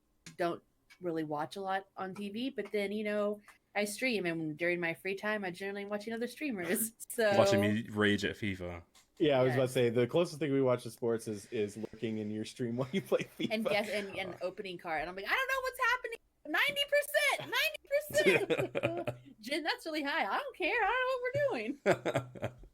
Yeah, Jen doesn't like it when I watch hockey though, because I get really into it. Mm-hmm. And I like yell and stuff at the Y'all been to screen. games and everything. Y'all gone out to Dallas to watch the Blackhawks and Stars play. Yeah, fun. we saw the Stars. We saw the Blackhawks beat the Stars. Oh my god! Don't bring. And it then up. I've been to 2 Blackhawks games up in Chicago as Ooh. well. And then we go to Rampage games and stuff. Yeah. Yeah, Watches hockey. I love hockey Dilla, too. do you? I don't want to keep No, go ahead. addressing the chat if Dilla has. No, that's fine. Okay. Somebody said, "What's the hardest game you guys have played?" Yours would be Dark Souls. I have played Dark Souls, so I guess it would probably be Dark. Or I don't like, know. Honestly, if a game's hard, I just don't even I'm like, nope, delete, and I forget Yeah, about that's it. true. I'm really good about forgetting about games. I suck at fighting games, so I'll say any fighting game. Period. I'm just absolutely horrible at fighting games. yeah. I used to be really good at Tekken, like Tekken 3 and I Tekken button Tag, Smash. That's it. But Dark Souls 3 pisses me off. Dark Souls is definitely one that's just like. Mm-hmm. But I know that there was some old games though, like older games like SNES games and stuff like that are just like rage inducing. I can't think of any of the ones that like the Final Fantasy games and stuff where you get to like a super hard boss and you have to go grind levels, forever to get past it and stuff. But Bloodborne is a good game. There's a pupper. Hey, Resi? Move out of the way. How long have we been together? Jen and I have been together for 10 years and married for 9. Wow. Been together just as long as we have, for sure. We're an old couple. Mm-hmm. I'm not old. You're old. Yeah, we're old. That's fine. we've been together for a while. It's funny though. So at PAX, I used to think like, oh man, like we're like the oldest streamers on Mixer. Yeah, for real. There was a lot of There was a people lot of older ones, that yeah. I was. Yeah. I mean, a lot of people that I didn't really know that they were streamers. Like Sheriff Strafe. Mm-hmm. Yeah, Sheriff Strafe. Like I really feel like I was wrong about that. That it was like a misconception that like everybody was super. We're definitely older than like the more popular demographic of streamers, I guess. Yeah, like Ninja and those kind of Shroud. I feel like we're older than them. Yeah. But I always tell Jen, we don't Only look. as old as you feel. People think that, and no age talk in chat. I've got your back, Dilla. But I always tell Jen that people tend to think that Jen and I are either in our late 20s or like really low 30s, and I always tell them it's the fat. Stretches out the wrinkles, guys. There's a reason. True. Stretches the wrinkles out in the face. Yeah, I've gotten told that I'm like they believe I'm like 25 to 28. I'm like, I wish I was. God bless. Oh, Yeah. I wish I can go back to that age. my preteen years are hurting. I wish, Fernie. I wish I was. Yeah, I wish I was, buddy. So if anybody doesn't know, we both reside in San Antonio, Texas, the home of PAC South. What do you think is two-part question. What do you think is the best thing about San Antonio? And of course, what is the worst thing about San Antonio or living in San Antonio? Can I say the best thing about San Antonio is the fact that PAC South is here? Yeah, I mean, I think that's a fair. I think it's a pretty great thing. And they were talking about like there's rumors that it's going to move, and that I'm pretty sure that those rumors are unfounded. Those are false rumors. Those are false rumors. So like, we have a lot of like, okay, so like for instance, like I feel like San Antonio does a really good job with, I don't know necessarily tourism, but like, so I was like, hey Eric, February 1st, the Asian festival is happening. We forgot about that, put that on the calendar. That there's always something going on. Yeah, and I'm not sure if because you have San Antonio and then all the little outlying suburby type of areas, and then I don't know, like I just feel like there's always things going on. Like if we wanted to do something, we could find something to do. Exactly. Yeah. So yeah, PAX is definitely a plus. I really think that San Antonio, like downtown, is a really beautiful city. I like how spread out San Antonio is. Like, but I was about to say that I think that's a con. But also. it can be, it can be a con. But man, I can't think of it. I mean, the worst thing about living in San Antonio is freaking hot as crap all the time. That's the number one worst thing. I can't. It's not just hot; it's humid. It's humid, yeah, and I sweat. I'm the kind of person that it doesn't matter how hot or humid it is. I'm in a hoodie all year round. Yeah. So, yeah, it's just that sucks. I mean, if it was colder here in like if it was like a northern city, I would totally be cool with San Antonio like all around. But the heat gets me to the point where I want to move. But I don't think it's we're very hot, guys. You don't understand. Like we get mind. We get the humidity from the Gulf all the time. It seems like it just makes its way up here to San Antonio. It's very humid and like muggy and just Basic Carrot had a pretty good question. Is that about what improvements would you make to the platform to compete with Twitch? And it's for us and Dilla. I've mentioned this before, so I still love Mixer for everything it is, but I don't even know if it's necessarily an improvement. I mean, it's just something we have to get to.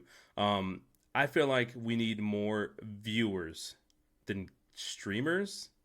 I feel like I would say a good majority of my community streams themselves, so I would like to bring actual viewers to the platform. Because when I go to Twitch, I'm still very active in Twitch. I mean, I'm not going to say very active, but I still go there and I watch particular streamers over there.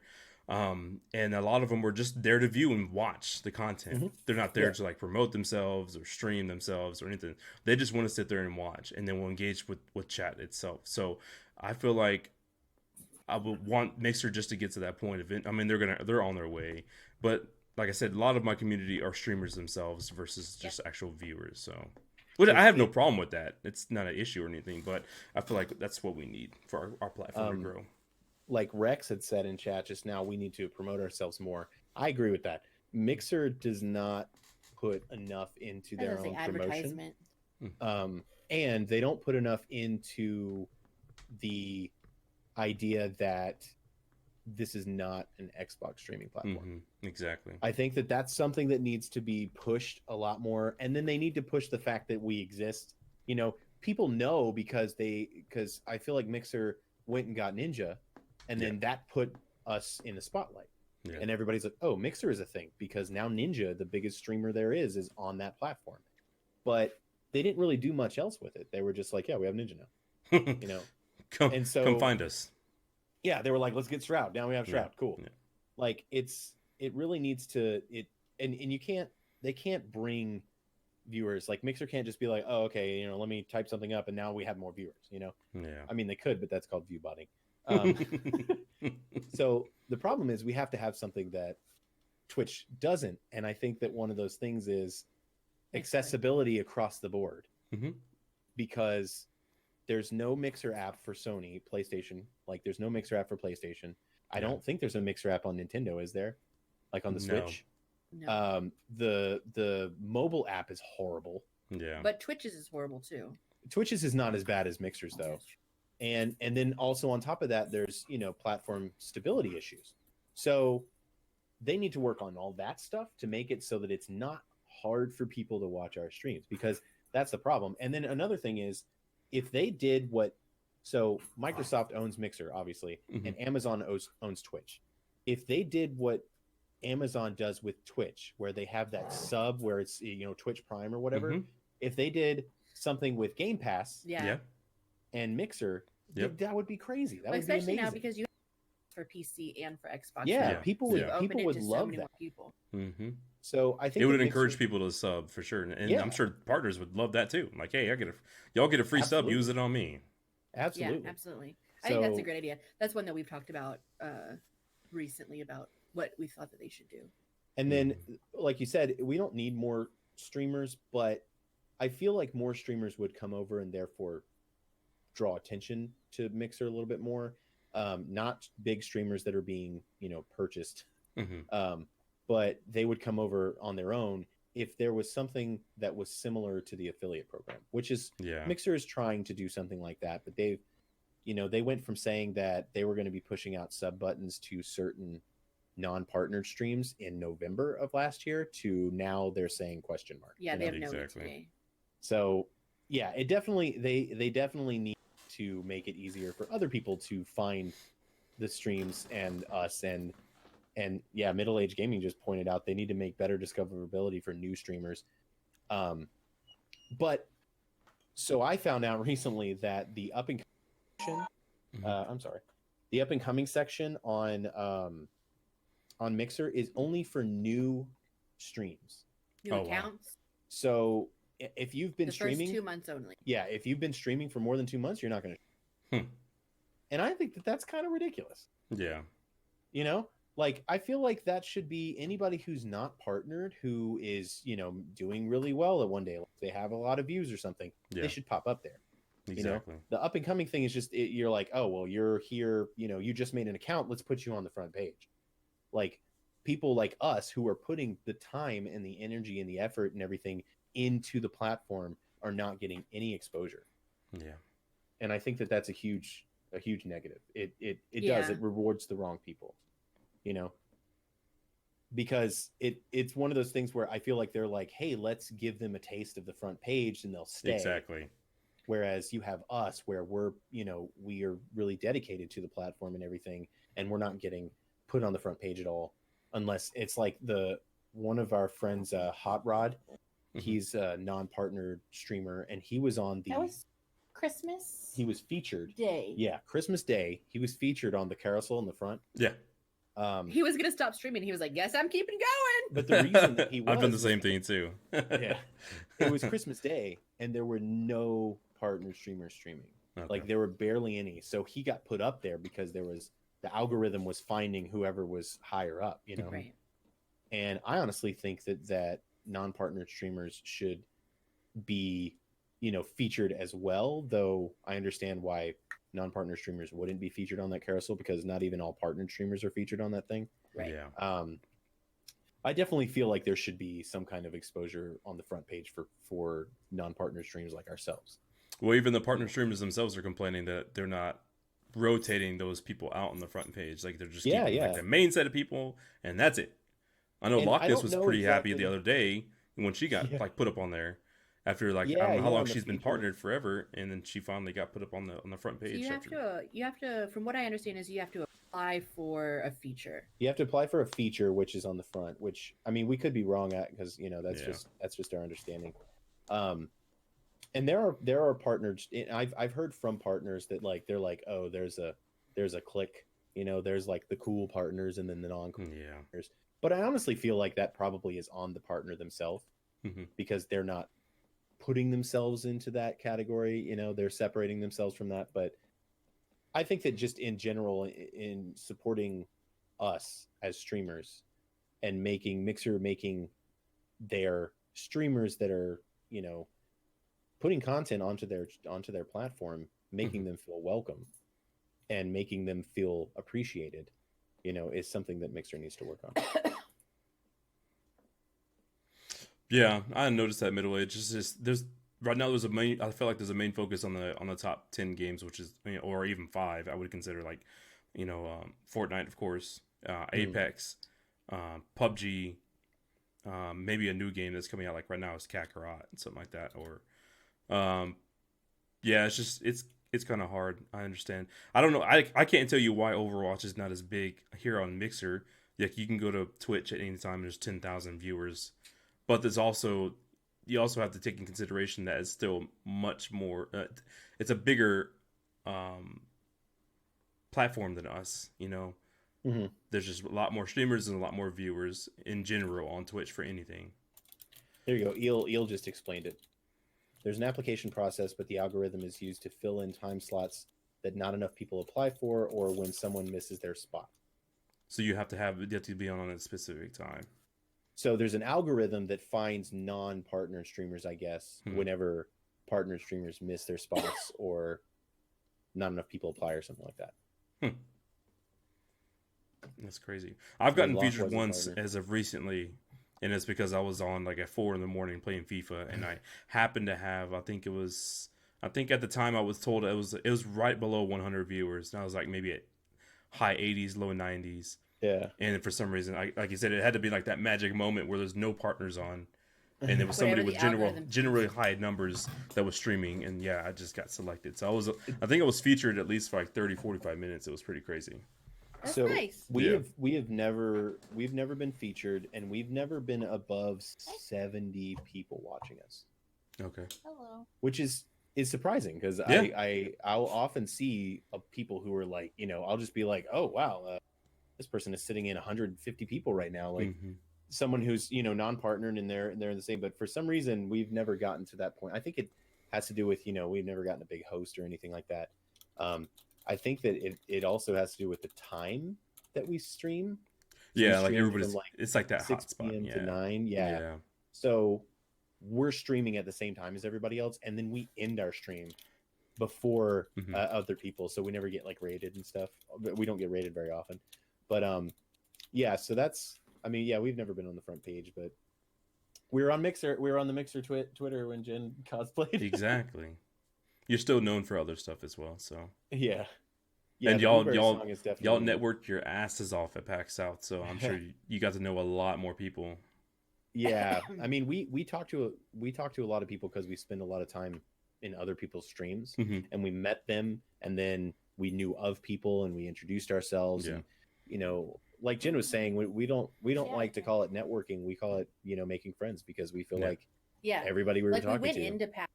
We went into PAX looking to make friends, and we did. Like, we left with so many friends, like, that I would absolutely consider them people. Yeah, because we don't, like, everybody that we talk to, like, give our card to and stuff like that, we don't expect anything from them. We don't expect anything from anybody. If every single person that we talk to never hosted us, we would be fine with that, because it's not anyone's responsibility, So every time we do get a host, it's just like, oh my God, that's so amazing. Thank you so much, or a follow or something like that. I mean, we had a few people, I think, who followed us? Simbi? Mm-hmm. Like Simbi followed us. That's awesome. And Jen was like, I took a screenshot freaking of out it. about yeah. it. She was so happy because she was just, oh my God, Simbi followed us, And Simbi, she might not ever see our stream, but she followed us, and we thought that was really cool. So yeah, we don't ever expect anything from anybody, and those are just extra things on top of making awesome, new Carrie. friends. So yeah, I totally. So I got excited too when I think when I got back. Of course, I met Simbi. I met Queen. I met Queen the last day, and I took a photo with her. And like that same night on Sunday night, she followed me on Instagram. I was like, oh, I was so happy after like meeting her. It was so cool. Yeah, it's really cool. It's really cool.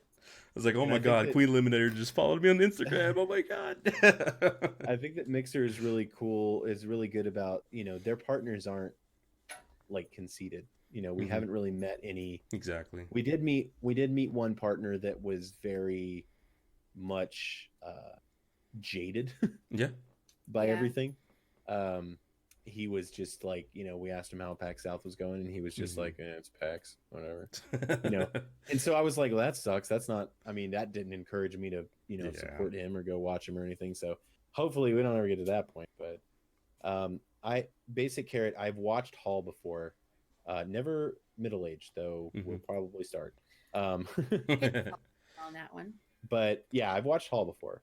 We've hosted him a couple times. I like middle age too because they almost have the same, not what to say same setup as y'all, but so it's 3 streamers. It's him, his wife, and he has another friend that streams on the same account. So it's pretty cool. Like they'll alternate. All of them play. I would say they all don't play different games. They do play some games together, but it's like a variety, like a mashup of different games. So it's all pretty cool. It's awesome. That's really cool. And they've been awesome since I met them, or since they came into my stream. We were so we've recently joined a group that I don't actually think that we're supposed to talk about them yet. But anyways, we're trying to Locke, don't tell me. We're trying to work on promoting MMOs on Mixer. Okay. And I think it's a really cool idea because it's a group of MMO streamers, and basically it's if you stream 60% MMOs,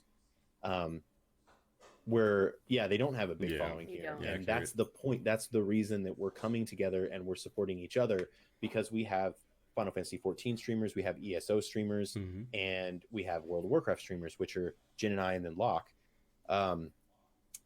and we're trying to build up the communities, and we're trying to support each other. And whenever something happens, like recently ESO had a big announcement and they did a stream. They did a stream here on Mixer to do their big announcement, and I was like, hey, make sure you check out this big announcement, and also these 2 streamers that stream ESO. And so that's what we're really trying to promote each other and MMOs, and like Eel said, especially the WoW directory. We're really trying to build the WoW directory, and it's grown a lot. That's great. And a lot of that is thanks to Locke, because she's been streaming in there for a while, and she has her guild in WoW that's bringing a lot of other streamers together and a lot of communities together. Yep. So now we're trying to go into external sources like YouTube or stuff like that to try to bring people in that way. Yep. Jen and I are going to be posting videos on YouTube. We're entertaining the idea of a podcast. I don't know if Jen wants to do that. We're also entertaining the idea of TikTok. Jen is looking into TikTok. I'm entertaining the idea of a podcast. I was thinking of it today, and I was like, it'd be really to do a podcast. Also, what's up, Yeti? That's why I like the idea of doing this show, because like it's so easy just to sit here and talk, and just interact with the chat versus like playing games. Like I would much rather do this every day. I mean, I like playing games myself, but still, this is a lot of fun myself. And Web Show doesn't have a huge amount of people, and enough people in it, where like on Twitch it's like the 3rd or 4th highest thing. Exactly. So I would love a podcast 100%. The idea that we were thinking is that we were going to do a bi-monthly podcast, and we were going to talk about different topics. We actually wanted to make a podcast where we talk about our experience at PAX South. Okay. We might do it this weekend. And it's just going to be me and Jen. You know, like we might have other people on at some point here and there, but it was just going to be me and Jen, you know, kind of talking to each other, and you're pretty much a fly on the wall listening to our conversation. So yeah, I think the current idea was in a month you do podcast, YouTube video, Yeah. but Okay. we'll see how that goes. Yeah, we'll see how it goes. We really want it. One of the things is we're trying to figure out what kind of content we can do besides the podcast, like that is World of Warcraft related, because like we were saying, we're trying to build that category. So we want to pull people in with the intention to come and consume WoW related content. That's you know, awesome. And so we still stream one day a week at least. We stream another game, and we want to do that just because we know that not all of our viewers are WoW people and all that kind of stuff. Well, this is awesome. I love hearing the thoughts of my favorite streamer, Texas Dad. You were the coolest. We met Texas Dad at PAX, and that was super awesome to be able to meet him. So him and what was it, Texas Mom? Texas Mom. Texas, but Mom came along for the ride. And Texas Dad is one of those people that we were talking about earlier, where he started watching us when we were playing Minecraft. Okay. And we switched over to World of Warcraft, and though he doesn't play World of Warcraft, he still is here watching us because he enjoys our content as as streamers. And they are like, those are the people that those are the viewers and the friends that we want. You know, and one of their dwellers. Because they are the ones that are dedicated to you as a streamer, not to the game that you're playing. Exactly. You've got people that'll come and go. We know people that when we're playing Sea of Thieves, they're there. You know, but when we're playing World of Warcraft, they're not there.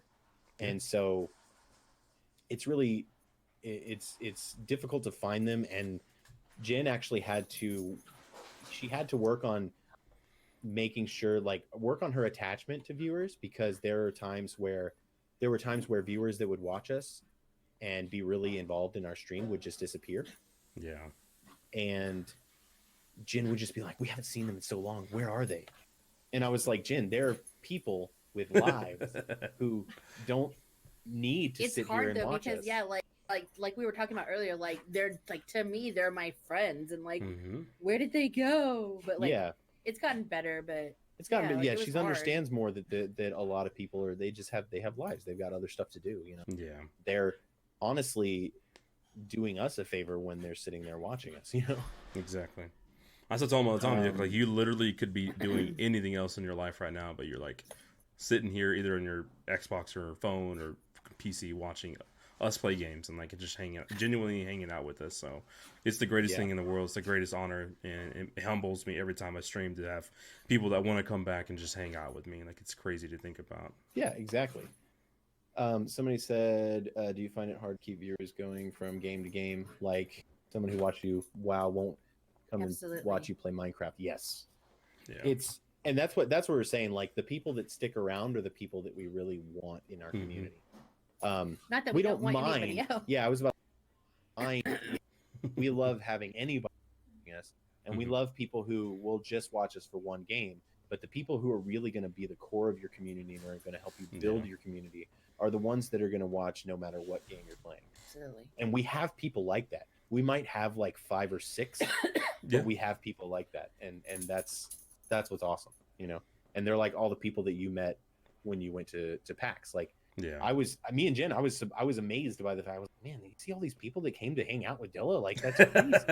And it's awesome. And it's like, well, you know, you had somebody from the UK. I was just like, what? that's really cool. Yeah. I mean, believe me, I felt extremely humbled that people wanted to come down.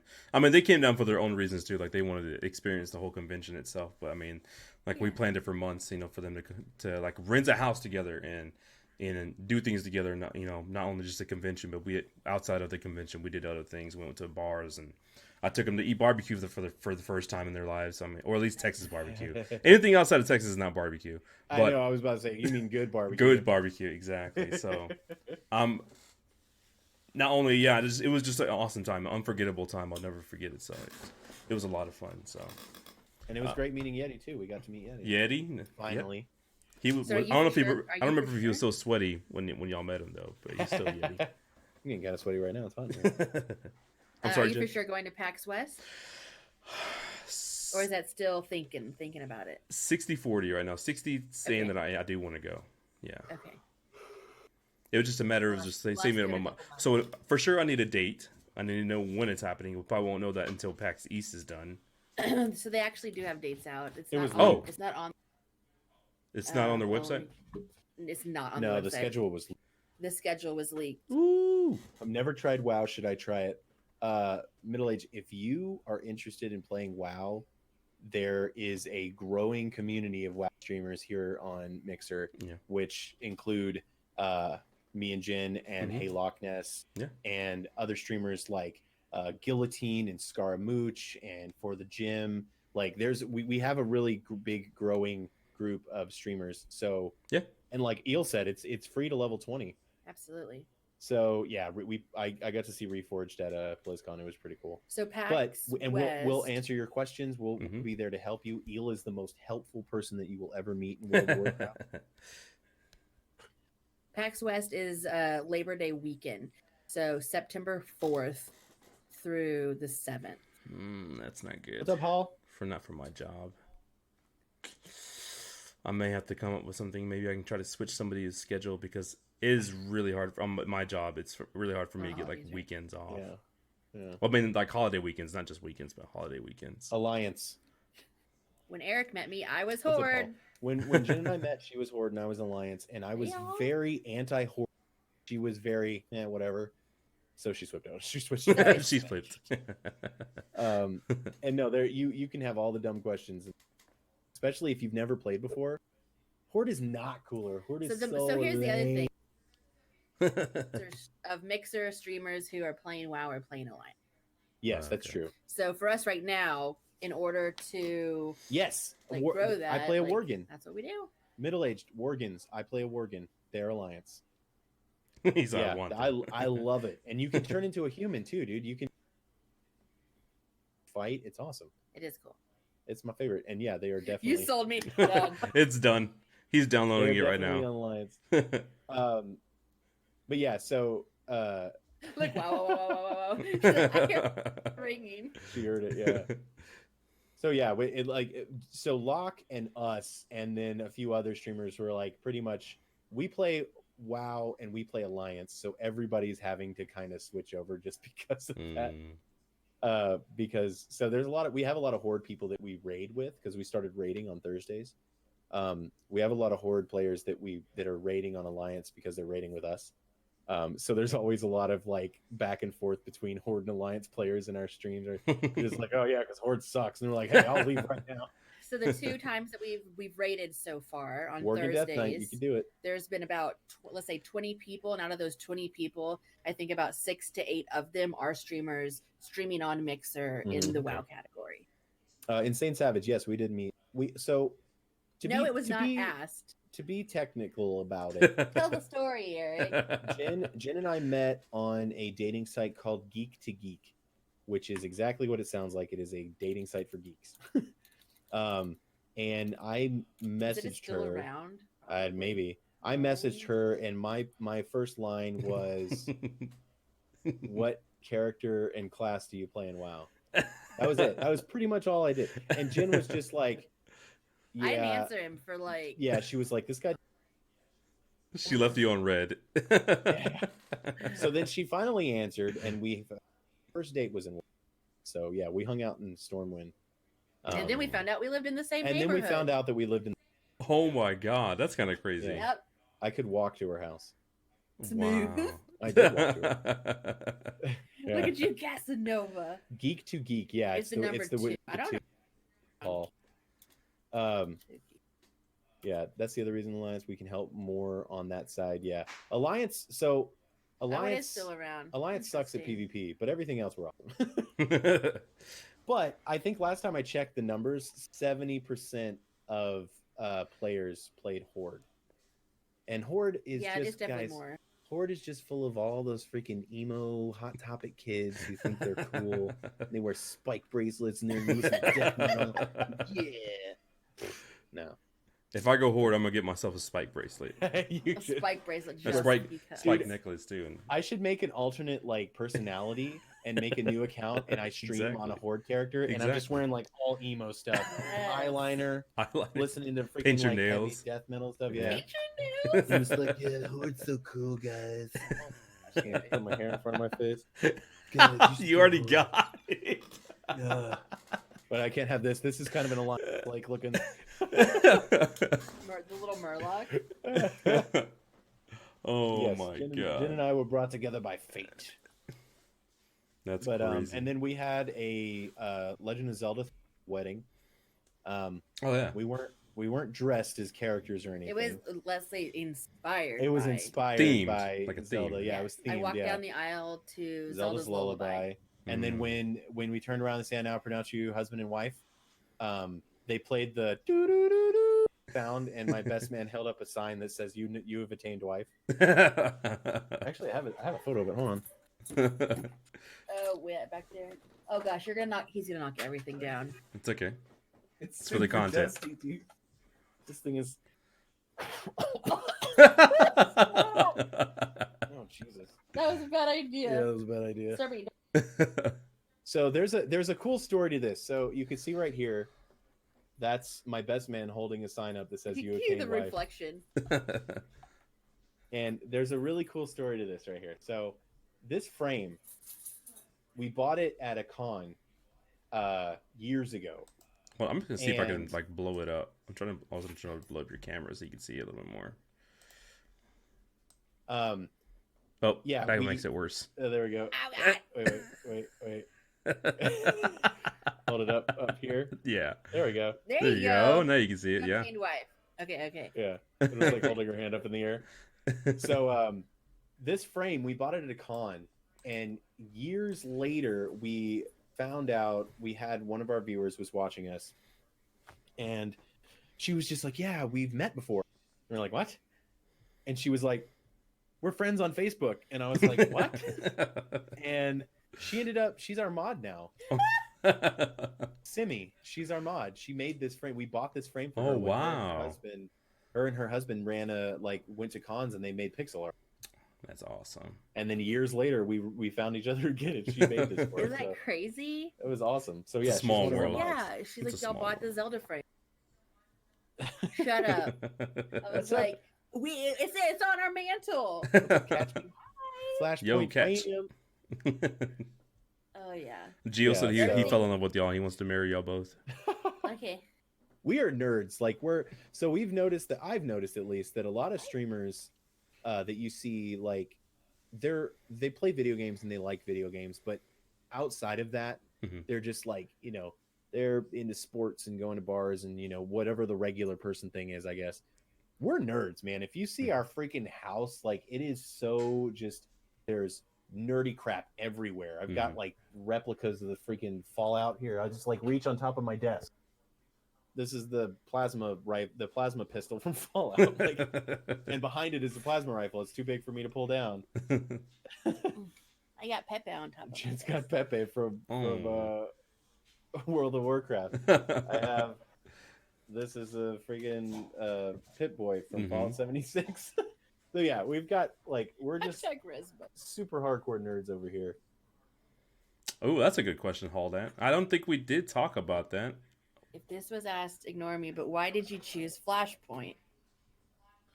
Flashpoint chose us. The Flashpoint life chose me. So at the time, Tonzi was a part of Flashpoint. Locke was a part of Flashpoint. I know Tonzi was a big influence on y'all when y'all first started. Yes. Yeah. Yeah. Tonzi was the first person I attached to. Mhm. I'm trying to think if there was anybody else. I think those are the main. I think those are two. the main two people. So Yeah. So then we were. I mean, I did honestly I joined. I looked into it and I saw that it's just a whole bunch of really awesome people. Yeah.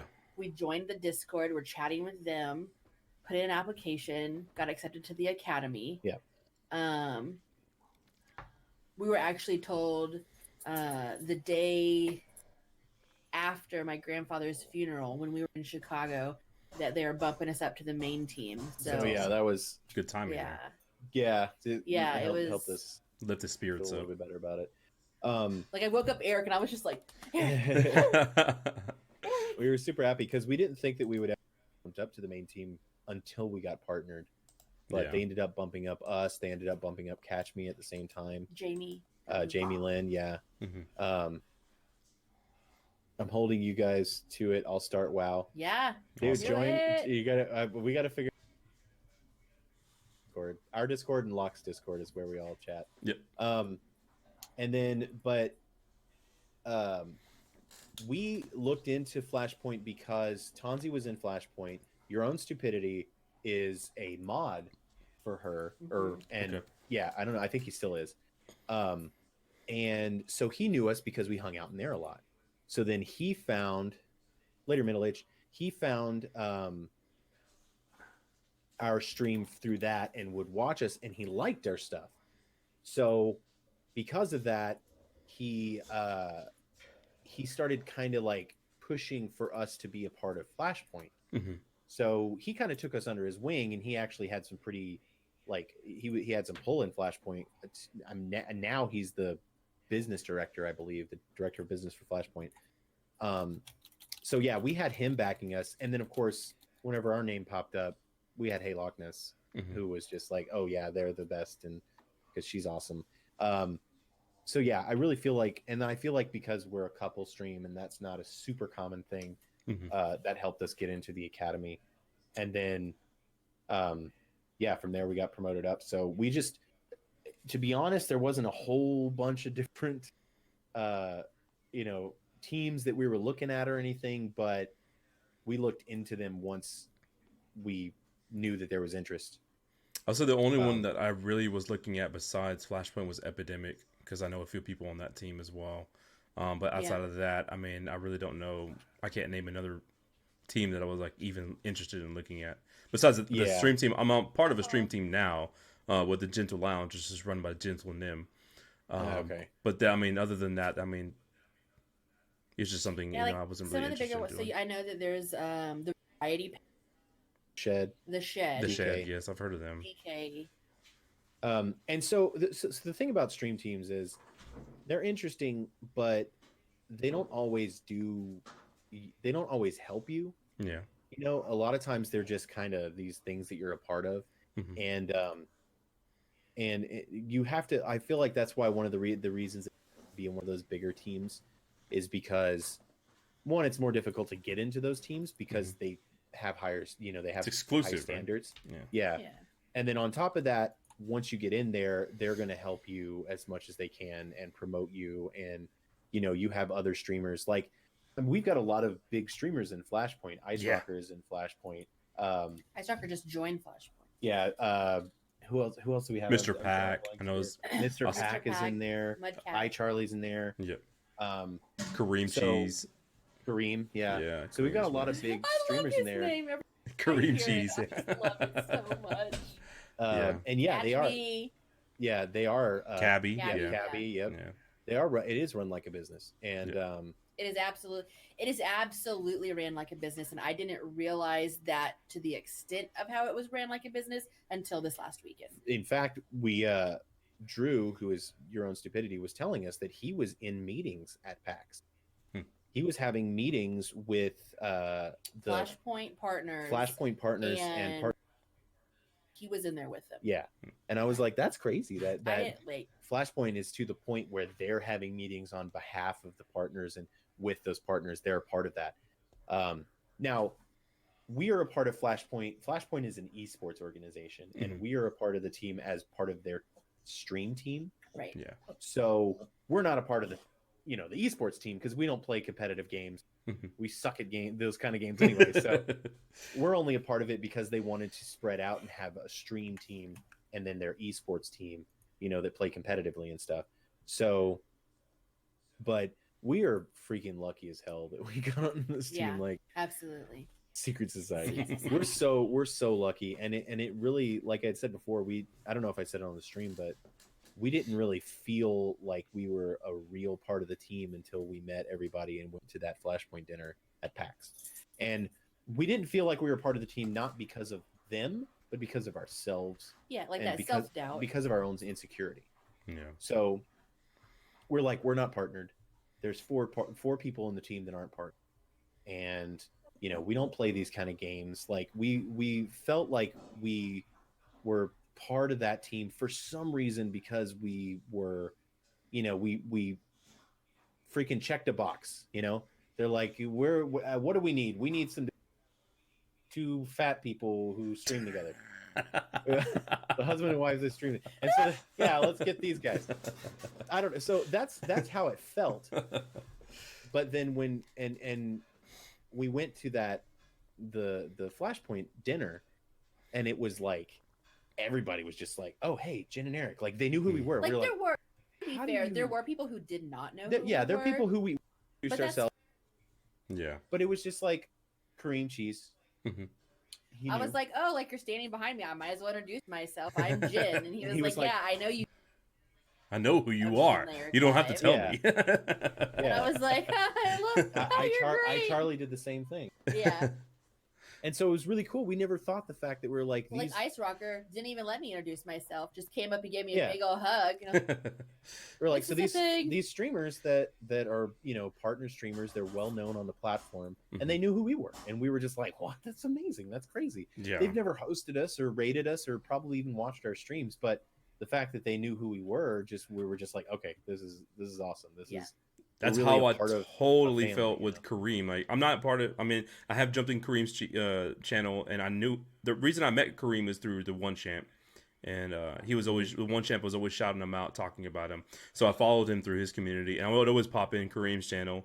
But I mean, on Friday night, I think we were getting ready to leave, like we were on our way out, and I was walking past a mixer booth, and Kareem was standing there, and he stopped me. He's like, "Hey, Dilla." I'm like, "Kareem?" I was like, oh, you know who I am? Like, it felt so crazy. Like, I didn't think he'd recognize me. So he stopped me, and we talked for like 15, 20 minutes, and he asked me, can we take a photo? I'm like, hell yeah, we could take a photo. Let's take one right now. Shit. I love it. Dude, that was like the greatest feeling in the world, that this partner streamer knew who exactly who I was. So like, yeah. And it was funny that Jen described it as when she said that she met him, he sounded nerdier in real life. Don't tell him I said that. Insecurities. How do you stay positive? We have each other. That's definitely something, Hall, is the fact that we have each other to push each other. So after the first denial, we both were really down. I think we were both equally as upset and hurt about it. Because we really didn't expect it. I don't know why, but we were just like, yeah, we got it. Well, we had so many people. We had viewers. We had partnered streamers. We had so many people who were like, you guys got it. You guys got it. And so we were like, yeah, we got it. And then we didn't get it. Yeah. And we were both really down. But we got past it. And we're like, you know what? We'll just get it the next time.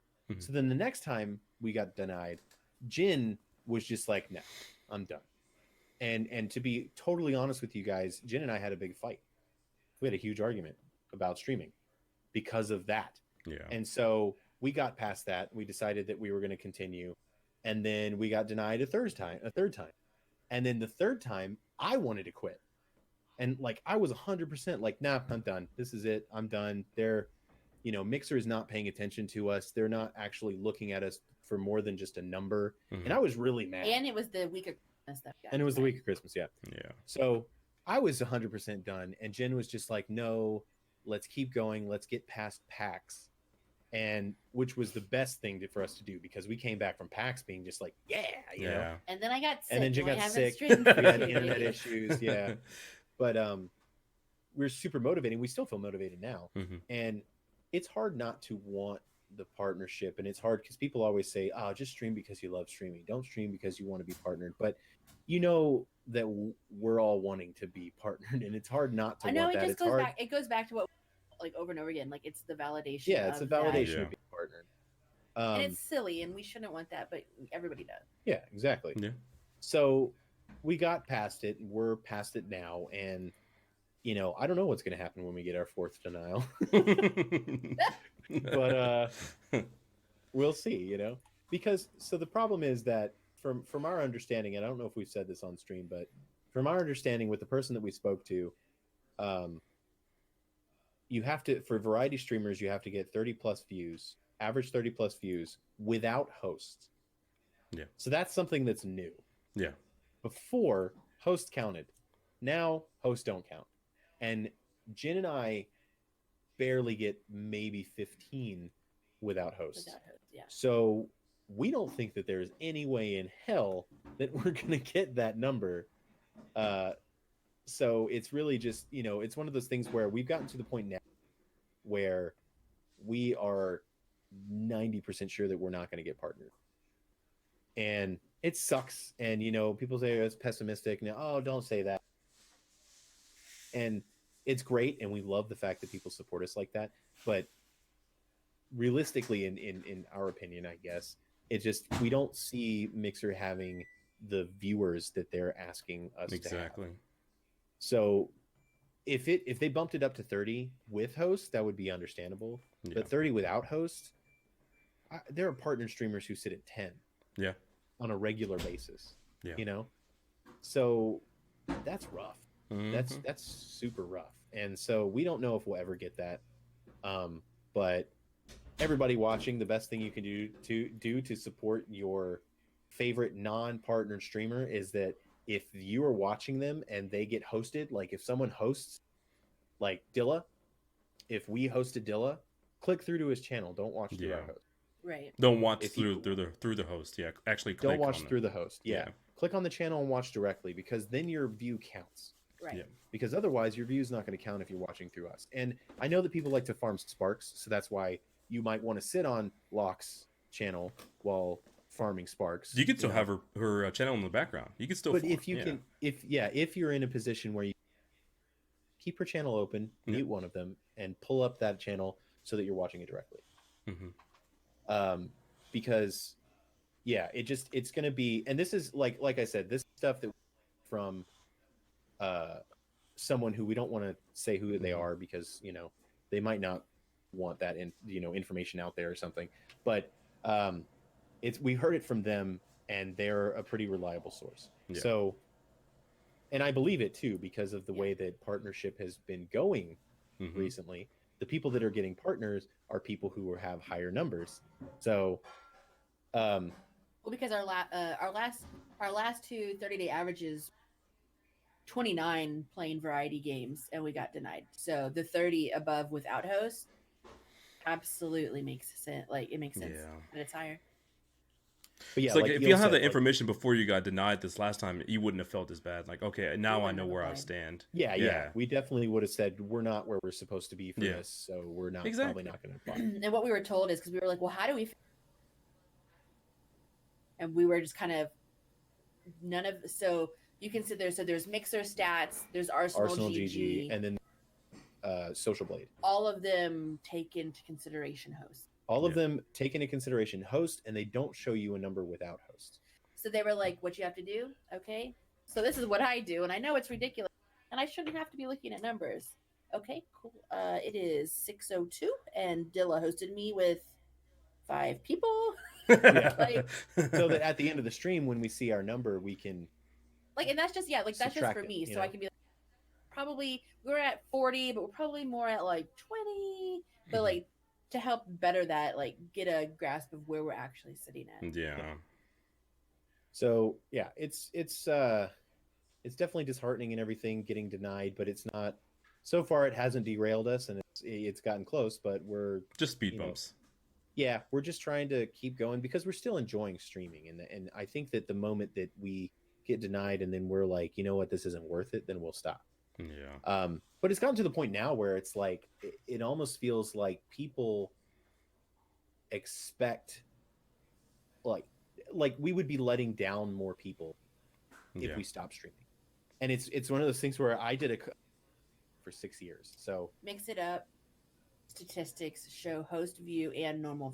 It's interesting. I need to look into that. And your stream fan will miss it. Yeah, people like Texas Day. So exactly. I did a webcomic for about 6 years, and nobody read it. Like it was I thought it was a pretty well drawn comic. It was funny, and whenever it got shared correctly, I had a few comics go viral, but other than that, nobody read it. And so it got to the point where after 6 years, I was like, I'm done. I'm not gonna do my comic anymore.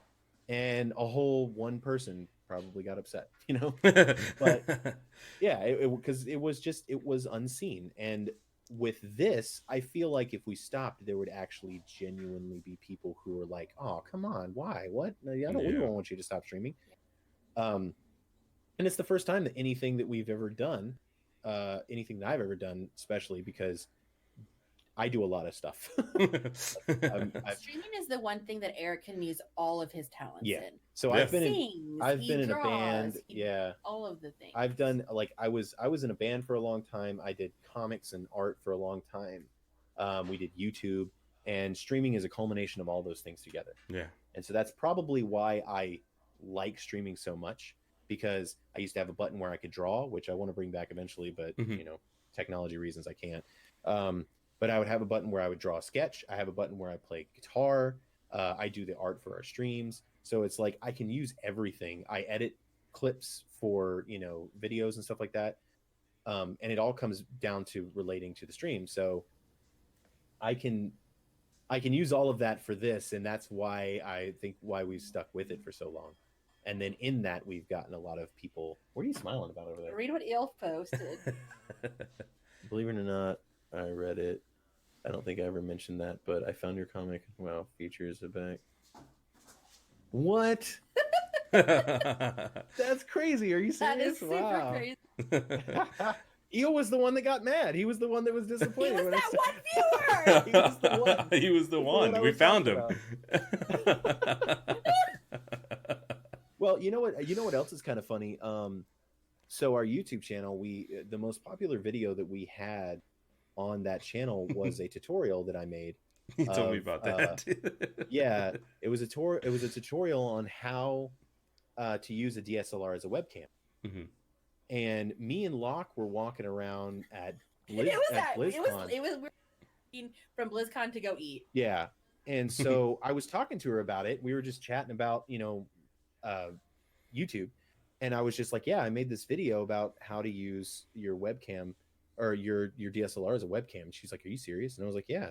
And she was like, I watched your video. Yeah. And I was like, what? And she was like, I did. I watched your video. I was like, wow, that's crazy. Because it was a really popular video. Because it was one of those things. Likes and upvotes. It's the only thing that makes us money on that channel. Every 3 or 4 months, we get $100 check from. That's YouTube. awesome. Thanks, you too. Yeah, but it was one of those things where like I woke up in the middle of the night, like I was falling asleep, and I was just like, oh my god, I can use this to capture the video from my DSLR and use it as a webcam. Like I had just come up with it, and so because it was something that I had come up with and wasn't really well known, that kind of viral.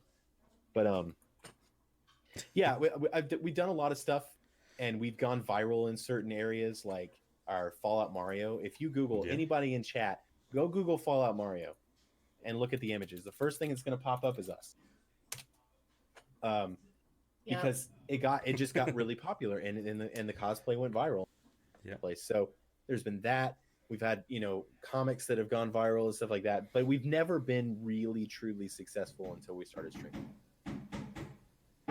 Because I think people will enjoy that instant interaction versus like just commenting on a YouTube video and waiting multiple days or weeks, whatever, for that person to actually reply to them.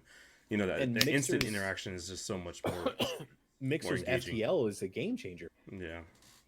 Which is one of the reasons why they really need to work on fixing it. Making it not, you know, work better.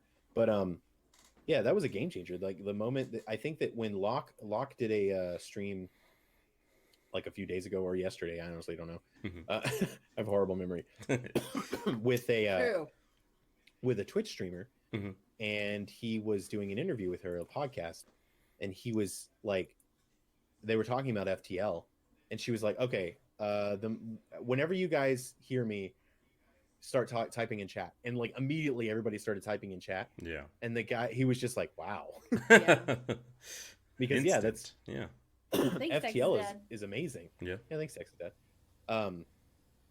And I think it's a big plus for Mixer. That's why when it screws up, everybody gets so pissed off because it's one of the biggest reasons why people are streaming here. But excuse me. So yeah, I don't know. We keep on coming back to streaming, and even though we get denied, we still continue. But it's mostly because of our communities and because of our fellow streamers. Because everybody always tells us to keep going and to not give up and stuff because they believe in us, and that's the only reason why we continue. That's awesome, and that's an awesome thing to have for sure. To have so many people back you up, it makes you, it just drives you, makes you want to get back to streaming every day. Because there are some times I'm like, I don't know if I can do this anymore. Like, should I continue? And then I just engage with my viewers on Discord or Twitter, and it's like it keeps me going. Honestly, yeah, it really does. Absolutely. Because they'll message me like on the weekends that I have to work and I can't stream. Like, hey, when are you coming back to stream? I'm like, I'm sorry, I'm at work, man. I can't do anything. I'll be back Sunday or something like that. So it's really awesome to have that feeling. News from this week about being like Microsoft phones. What do you mean, Hall? Oh, that article he's talking about that was floating around Twitter. They were worried about Microsoft or the Mixer. They were trying to compare the Mixer, like the idea of Microsoft owning Mixer as to the idea of when they tried to introduce their own phones on the market. Oh. Do you think that if Microsoft lost interest in the platform, it would just shut down, or it would be No, I think purchased? Twitch would buy it. You think Twitch would buy it? Why not? I mean, they already have Twitch. They would buy it and close it down. Yeah.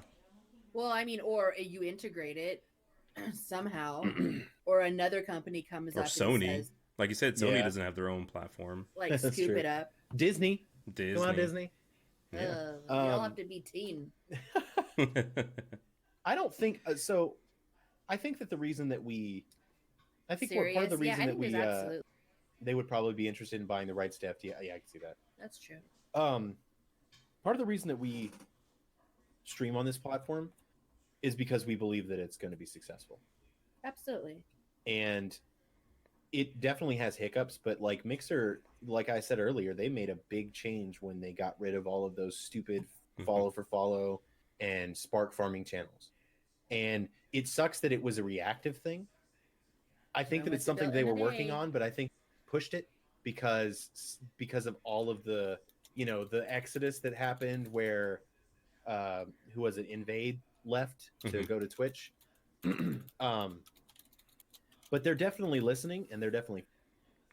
So we really, I think that I believe, and I know me and Jen totally believe that Mixer is going to be successful because it's a platform that is needed for streaming. Not only in the sense that we have FTL and all that kind of stuff, but the idea that the community that Mixer has, the people on here are so inviting, and we have this community, we have this culture of inviting and accepting and just being friends and being nice to each other that of course is going to start to become corrupt the bigger that it gets, because the more people you get, the more bad seeds that you're going to get. But we're building such a strong culture as it is now. I think that we'll be able to defend absolutely a lot better against that kind of stuff, because when you have people coming in with that kind of stuff now, we don't deal with it. It doesn't last. Everybody on Mixer will be like, no, this is not acceptable. We're not going to be cool with that. Get out of here. And they do, like, accounts get banned, And I think that is something that is definitely needed, because Twitch is toxic as hell, and it sucks, and it really is. It's one of those things where I don't like. There are streamers on Twitch who are purposely toxic, and they do it for entertainment. Obviously, but those people, even though they might not really be toxic, even though they're trying to do a character, they're putting on a show, they bring toxic people to them. And that's one of the things that I worried about certain people coming to Mixer, There is a very well-known streamer that's streaming on Mixer now that I won't mention, who has a well-known toxic community, and it's just, it's something that I hope that Mixer doesn't just openly embrace them and just be like, oh yeah, your community is known to be toxic, but whatever, you're popular, you're famous, we like you, we're going to accept you anyways. Yeah. And right now I don't see Mixer doing it, so I think I know who. You might know, but could you imagine being someone you're not every time you hit a live button? Yeah, there's a lot of people that do, and it takes a lot, and I think that honestly those people exhausting. yeah, those people aren't necessarily characters. I think that they're really, really exaggerated versions of themselves. Yeah. Almost like when you're drunk. Like whenever someone gets drunk, they become this very exaggerated version of them. I think that a lot of times the characters are that. So you might be a jerk as your character, like Dr. Disrespect or something, and in reality he's a super nice guy, but he probably still is kind of a jerk.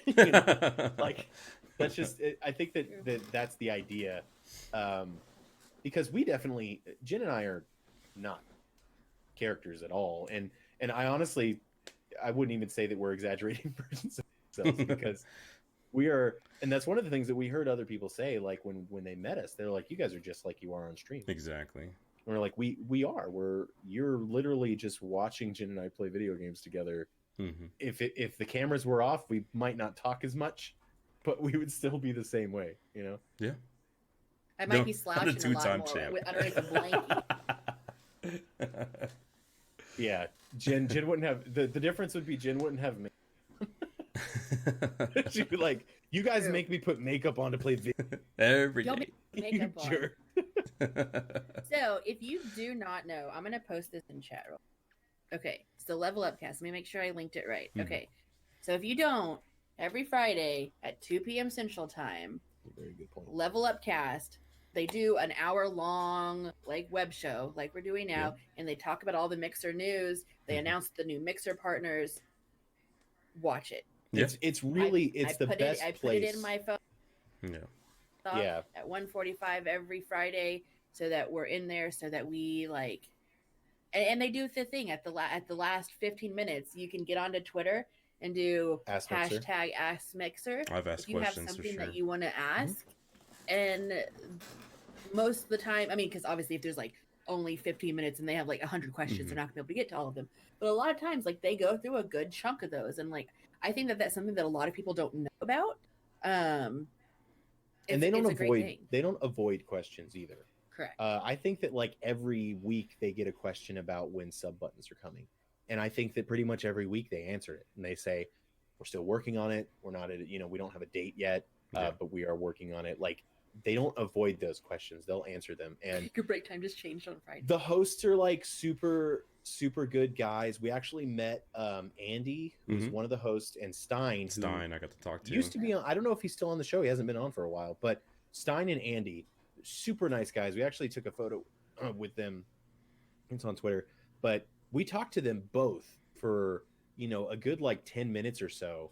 I wasn't expecting those conversations to go that long. I thought it was going to be oh, hey, hi, yes, shake hands, and then they were going to get pulled away. But they were Jen asked for feedback from Stein, and Stein gave her genuine feedback about. So she was just, I thought it was going to. So I asked him. I said, be a generic answer, basically. Just and it wasn't generic. He took 5 or 10 minutes. It wasn't just a one answer word or one sentence. And it wasn't something that was, oh, this is what you should tell people when they ask this question. Exactly. Yeah. He gave his a scripted answer. She had asked about people who've been denied for numbers and stuff like that. How do we, what should we do? And he was basically said networking, but he did bring up a good point. And he said at least once a week, host somebody that you don't know. Yeah. And I was like, that is a freaking good point. And we are going to start doing that from once a week. He said, host somebody you don't know. After stream. Let's say, he said you should always be hosting and or ratings after stream every single time. He said find a new person at least once a week. Host at least another once a week. Host somebody in your category. So I mean, there you go. We stream 4 days a week. One of them is going to be somebody in our category. One of them will probably be from Flashpoint, and then probably going to be another MMO. Yeah. So I mean, right there, 4 days a week. Like we know what that's going to look like for ourselves. Yeah. So yeah, it's definitely like he gave really good advice, and Andy was a super nice guy too. And so they're on the show, and then Ethan is another guy that's on the show, and they're all like really nice. They're funny, so you get entertainment out of it. If you guys go and watch the VOD from today, you'll see they were talking about PAX South, and you'll see Jen on there because her blueberry costume was on the show. You'll see Dilla and Mrs. Dilla and Catch Me TV and Yeti. Like his whole group was in there. Yeah, I was gonna say, like, I was gonna show the photo. I think I have it right here. That was the photo. There you go. Posted. There it is. Yeah. You can see the And chat that was, right there. Yeah, that was on the show. That was on the show. Mama, we made it. And then so it's a really great show, and like they were saying, they're gonna give you in like the most information that you can get about what's currently going Jen's on with photo. Mixer. And then there's my Jen's. photo. And so let's say, hey, Look you at know all those what? likes. 1.1K. Oh my god. Yeah. That's awesome. So let's say that you can't watch it at 2:00. Like if we Fridays are generally busy at work, I can't always watch it 2:00 on Fridays, but I make sure that Friday night or Saturday during the day, one of us are going back and we're watching through it and like, hey, they said this, or hey, this question was asked. Yeah. Because it is like Hall. absolutely. That's hilarious. I have the worst memory in the world. I cannot remember anything. I don't know how I'm able to remember certain. It's because he had to. So he's really good with Twitter. Eric does like most of our Twitter I'm stuff. the Twitter guy. Yeah. So The Twitter I guy. think he is getting better because he's having to, like, when he's posting pictures of people, he's having to like at them. Yeah. So Okay. he is like, that's helping him with that. That's good. Yeah. You can put a face to a name. I think that helped me out at PAX. Like, oh, now I know what you look like. Yeah. It was definitely something that I don't know people's names, but it was just because I do have the freaking worst memory, and I feel really bad too whenever I've got like the most worst memory, and Jen will be like, I told you this yesterday, and I'm like, Jen, I'm disabled. And he has to tell me like every time I have bad memory. But yeah, I try to make, especially when you're making friends with people, you try to make a point to remember their names, at least it was one of the things that was funny about So you have to also think at PAX, we got all of these cards. Mm. yeah. So that's how it worked. Whenever you walked up to somebody, you'd say, hi, my name is this, and then my name's Dilla Dog. My name's, Hall Dad. My name's Texas Dad. They all gave their usernames, and of course me and Jen are like, I'm Jen and Eric. Our names are just Jen and Eric. It's part of the thing. But and then immediately after that, everybody would be like, it's like trading cards and stickers, and then you can presume with conversation. So you got a lot of cards. This is a pretty funny card. So this is one of our friends, Hrothmar. Hrothmar. And like it's his picture. Oh my god, it's so hilarious. But I mean, everybody has Do you like have Rufius? I do. It's right here. He was like, "Hey, would you like my card?" My card. Like, so a lot of them are. So let's say you're going, and we're gonna do a video about what do you take to conventions? You take your business card. So like you got a lot of people who have their pictures, so that's Mhm. Video Game Diva. Yeah. Then you have other people who have their logo, like things like that. Yeah. So I mean, you have different ways of doing it. And Eric, we even. I like I was y'all's like, oh, photo. wait, I don't have y'all's one. photo is great. So Oh, on our I think I side, have we it in my wallet. Logo on one Hold on. side. That's in my wallet. Hold on. So There on it one is. side you have the logo, and on the other side you have a picture of your, which I think the picture of yourself is great. Because that's like Eric, like there you go. So you got logo on That's the one front, side, yeah. and then you'll have Pre-weather's our like Silly picture. photo. Yeah, silly photo. Me biting her ear. Pulling Mike Tyson on Yeah, I it. was about to say going Mike Tyson on Holly right there. I think it's important, especially on that business card. So like we remember Rufio because his was a funny scenario. Yeah. And then the other ones you're like, oh yeah, that's Video Game Diva. Yeah, I recognize her. Yeah. So like especially like people like Eric who have bad memory, it's great. Jesus, hold on. Our dogs are going. Very, very close to my Hey, heart. chill out. Oh, well, I can say close to my butt because it's in my wallet. Oh, Dilla always keeps us close to his butt. When we met you, When we meet. sir. Call you Sir. What? Sergio. I'm just gonna call you Sergio. Sergiosaurus Jovenshire. Hovenshire? Is that like a Spanish J? Hovenshire Rex the Third. The wow. third. That is very long. Yeah. One of our mods' name is, we call him Zach, but his full name is Zach Nefay Duerden. Oh my god. Oh, and dude, say Zach Nefay Duerden. Zach Nefabi Warden? What? Zach Nefay Duerden. Zach Nefay Duurban? No, I didn't get it. Oh. So when we did it, like when we were streaming and we said his name, got it right. The text got it right. Oh, wow. 100%. And we were like, what? We were like, how did it work? Wow. I had a stroke. I can't. But anyway, so yeah, that was interesting. Like the way that meeting streamers works. Oh, if anybody's in San Antonio, this is a random plug. Oh, Dilla, I need to talk to you about this. Oh, I did get Super that. Bitfest. I do have that. You did? I've got one. Yeah. Have okay. you contacted them? I have not. They're looking for streamers to be there Oh, okay. to be like guests. When is that? The 14th? March 14th. 14th I have to at the look at my Rock Box. schedule. Anyways, yeah, it's going to be a video game, like indie games / music, mostly a music thing. Okay. But yeah, he said that he wanted Hooker. I didn't say hooker. What the hell? Trying to get me in trouble. he Closed wanted some caption. streamers there.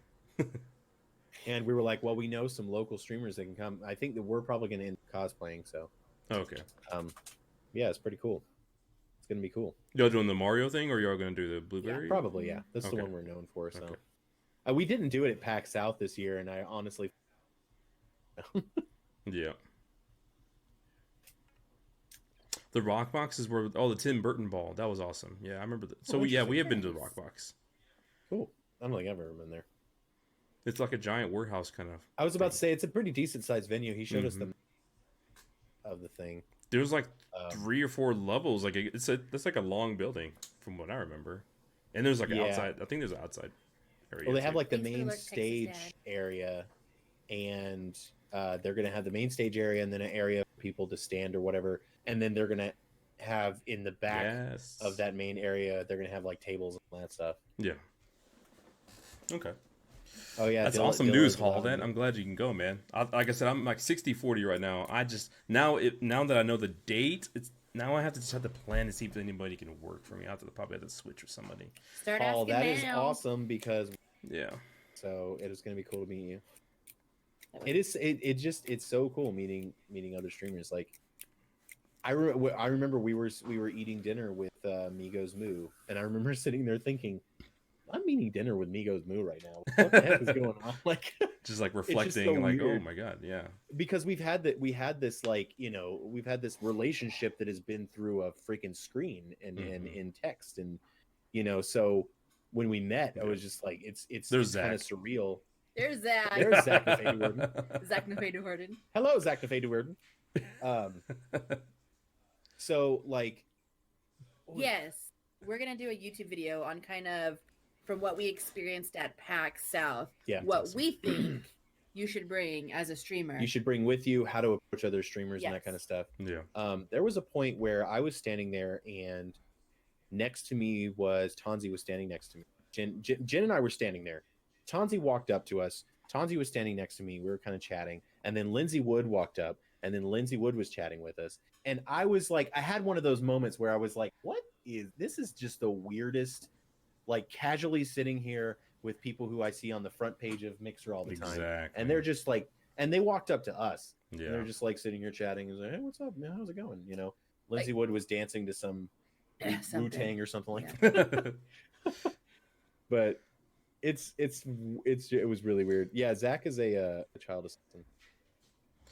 I mean, you do put these people on a pedestal, like you said, like Tonzi and all these other major streamers. So there was times I didn't want to approach them because I didn't want to feel like a fangirl or anything like that, or like yeah. But I mean, But at the same everybody time, was so approachable. Like Yeah. you really Yes, could have walked up to absolutely. anybody and just talked to them and had a genuine conversation with them. There were plenty of people, like when we first saw Tonzi, we went up and said hi to her and hugged her and everything. And then we had a friend with us, and we were like, you know, this is Sham. It was our friend Sham Bam Thank You Ma'am. If you guys watch Twitch, check out Sham Bam Thank You Ma'am. We were like, it's our friend Sham, and she's a Twitch streamer. And you know, Tonzi was just super nice. Yeah. Gave him a hug. Was like, hey, how's it going? And you know, it was just there. I don't think that any of the mixer streamers, no matter how big they are, think that they are better than everybody else. Yeah. remember when Tonzi was was awesome up at the feeling. booth and looked over your way? Yeah, Tonzi was. We were sitting there chatting with somebody and standing at the Ask a Partner booth, and she like looked over. She was looking around, and she looked over at me, and she saw me, and I just went. She just started laughing. Wacky Zach, is Wacky Zach in here? I think he's lurking, yeah. We're all just people trying to figure out what new media out together. That is absolutely true. Yep. And some of us are luckier than others. Some of us are, like, I think that there's definitely people who fell into like a lucky break, but I don't think that there's anybody who has the success that they have because of that luck. You know, it was one of those things where it's like, I was exposed. I got this exposure at the right time. And then because of their own merit, their own talent, absolutely, they blew up to wherever they are, you know? So, I mean, I think that with our Blueberry video, that kind of gave us a window, you know, that we had never had before. The Blueberry video and then Jen's Blueberry cosplay, it's opened it up to the point where people see us and they're like, you guys did the Blueberry song. We had a couple that came up to us, they're streamers here, and I honestly, there were so many names thrown at us that weekend that I can't remember them all. Yeah. They were looking at us, and I thought they were looking past us. Yeah. And because we were talking to somebody, and they were just Prestonality, who is a partner manager. He's a partner manager and ESO streamer. Okay. So if you like ESO, go check him out. See, that's part of our community. Yeah. Like they were looking at me and Eric, and I thought they were looking past us, so I just kind of like was just like, oh, like ignored them. Yeah. But that's what happens though. People will come up to you and they'll just stand there near you, kind of looking at you, especially if you're having a conversation, waiting for you to make eye contact. So if that ever happens to you, make sure you kind of look over and just see be if aware.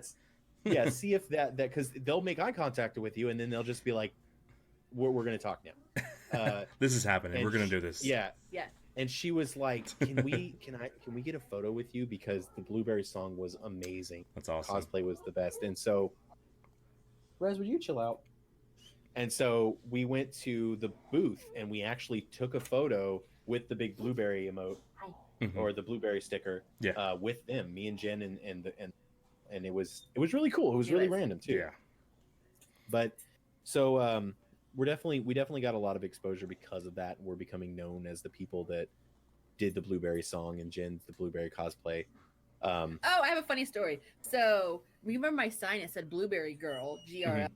And I was sitting down on one of those little tables at PAX, and there was somebody who had never heard of Mixer before, had just made an account, and was like, "Oh, is this you?" Because we were talking that we stream, and pulled up Blueberry GR, like Blueberry Girl, and I was like, "Yes, it is." No, Well, let me get you the real card. So the funny thing about it is, it actually was Jen, because when we made the video, Jen was like, "I need to get this username." So she went and made an account for that username because she wanted to have it. She didn't want anybody else to be I didn't want anybody to come in I'm and troll Blueberry us. Girl. And, Yeah. So she went and grabbed it. So we were like, yeah, technically that's Jen's account, but we stream on JenEricLive. It was really funny. I love ESO. It's better than WoW. No, it's not, Zach. Oh my god. Zach, come on. Zach Nafedu come on. I carried a bag. I Yes. had one. Yeah. Yes. I had a backpack on the entire time hall. Yeah. It could depend on the venue, though. So That is true. You have to look on. So, like for PAX, for instance, you need to look at their not terms of service, but like you need to look at their rules. Yeah. what you can bring, what you can't bring. Yeah. So there are conventions where you cannot bring bags in. Yeah, there was. I mean, there was. It depends on recent events, unfortunately. But Yeah. there was a con that we went to that right after there was another horrible, stupid mass shooting. They made it so that you had to have clear bags. Yeah. Yeah. Also, And sometimes you can bring food in. Sometimes you sometimes you cannot can't. bring food in. That's what I could very remember strict with about our that. convention. Like if PAX we could bring in, I wasn't gonna bring in water with us because I didn't want to have to pay $5 for a bottle of water. But that was Yeah. one of the things that But see, at couldn't BlizzCon you couldn't. At BlizzCon, Yeah, you BlizzCon, could you not could not bring bring anything bring. Yeah. from the outside. Like there was literally a little coffee shop like right outside the boundaries of the con, Mhm. outside one of the little metal detector checkpoints. And Locke went to go get a coffee, and she started to come back, and they were like, "Yeah, you can't bring that back in." It's like you literally just watched me buy it from it's that right booth right here. there. Yeah, it was crazy. But So here's what I would suggest do.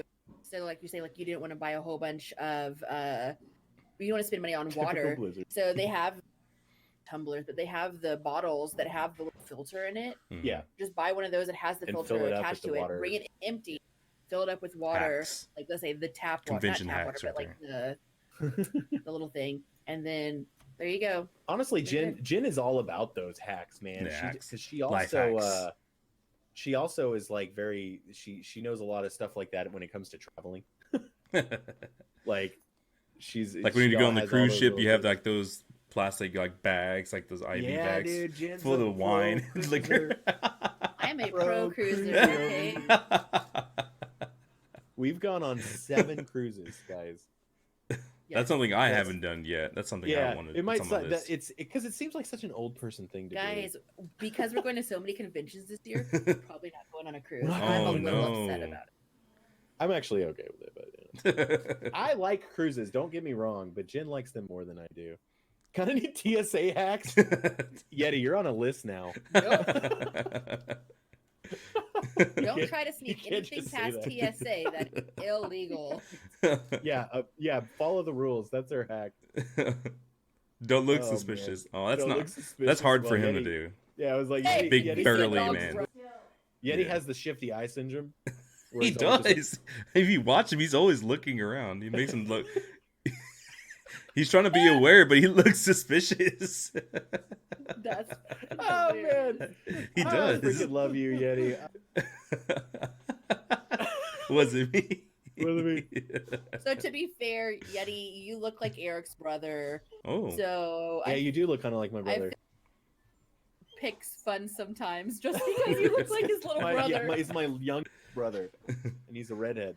And you're like, anyway, so but yeah, definitely look and see what their rules. I think all of the PAX venues allow bags. I'm pretty sure. We can look into it before we post it too. But yeah, because so we have backpacks. We've actually got 3 different sizes of Razor backpacks Hmm. because we decided to buy 3 different sizes of Razor backpacks. You never know. And We so use all 3 of them too. yeah, Jen uses Good. one for regular day work, and then for longer trips, I use the big one. And at BlizzCon or at PAX, I had the medium size. Yeah, one. we generally, if we're going to actual conventions. Yeah, Yeah. but yeah, we'll definitely list out because we take video related equipment and stuff like that, so it might not be as important to list out. But you got to take stuff like freaking hand sanitizer, dude, because even Jen, pox. who was The pox yeah, attacks. we were very adamant I about said using hand sanitizer. next convention, I'm spraying everybody down with Mhm. Lysol before I hug them. By the way, I discovered that they make hand sanitizer for men. Just for men. This is called Ocean for Men, Ocean. and it's pocket back antibacterial. It's from Go to Ocean's website for 10% off using JenEricLive. Well, that's a good that's a good segue. Yeah, it's a good segue right there. I set it up for you. That's a good segue. Oh, So, hold on, let me find the thing for is. the next, like I don't let's know, say like day, pretty much. Hmm. Jen and I are participating in. So we're sponsored by GamerSups, and we are participating in their little competition for basically whoever wins this competition gets a shaker made Nice. after them. So, like Ice Rocker has one, and I can't say what it is because we're on a teen stream. It says 1v1 something. It says 1v1 my Oh.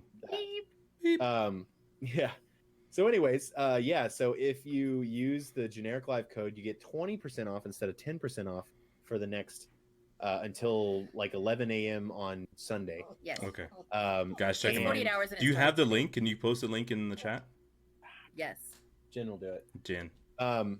So yeah, and then if you use our code, you get 20% off. So instead of the 10% off, and then it goes towards that. And There you go. There you go. We're competing with people like Ice Rockers, so we might Yes, not. My one Richard. You know what? I should submit that as the one that we want. Like, this is the one that we want to win for. 1v1 my Richard. That's the teen we're stream going version of it. Yeah. We're going up against like Ice Rocker and stuff. So So at this point, it's mainly at this point we just want it's an extra 20% off of our normal. it's an extra 20% off.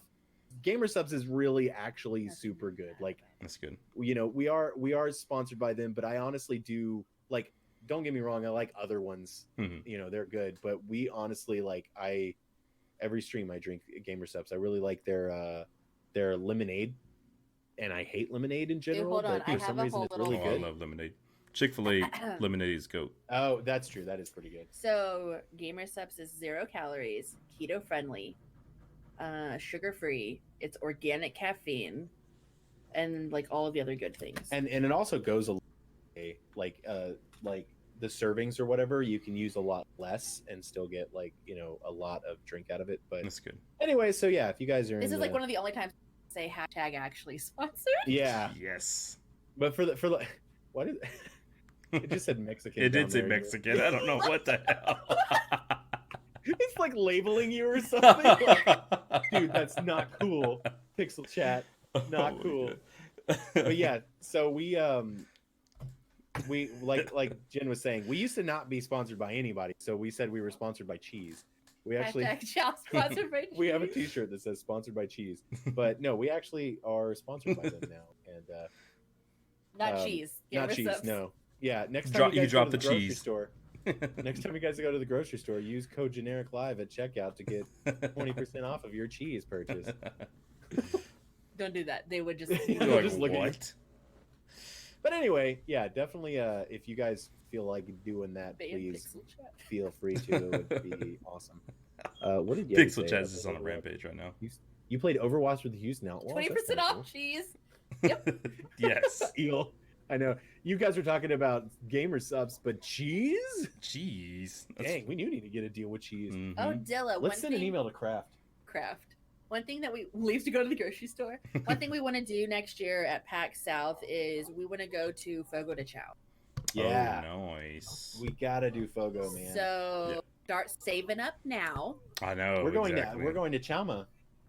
We're going to Chama on Sunday. We're going to Chama on Sunday. Which Chama one? Gaucha. Okay. It's basically Oh, is that 281? Is it the one? Yeah. Okay. yes. Well, 280 or 1604. Okay. Do you have a coupon book at the It's deli off 1604.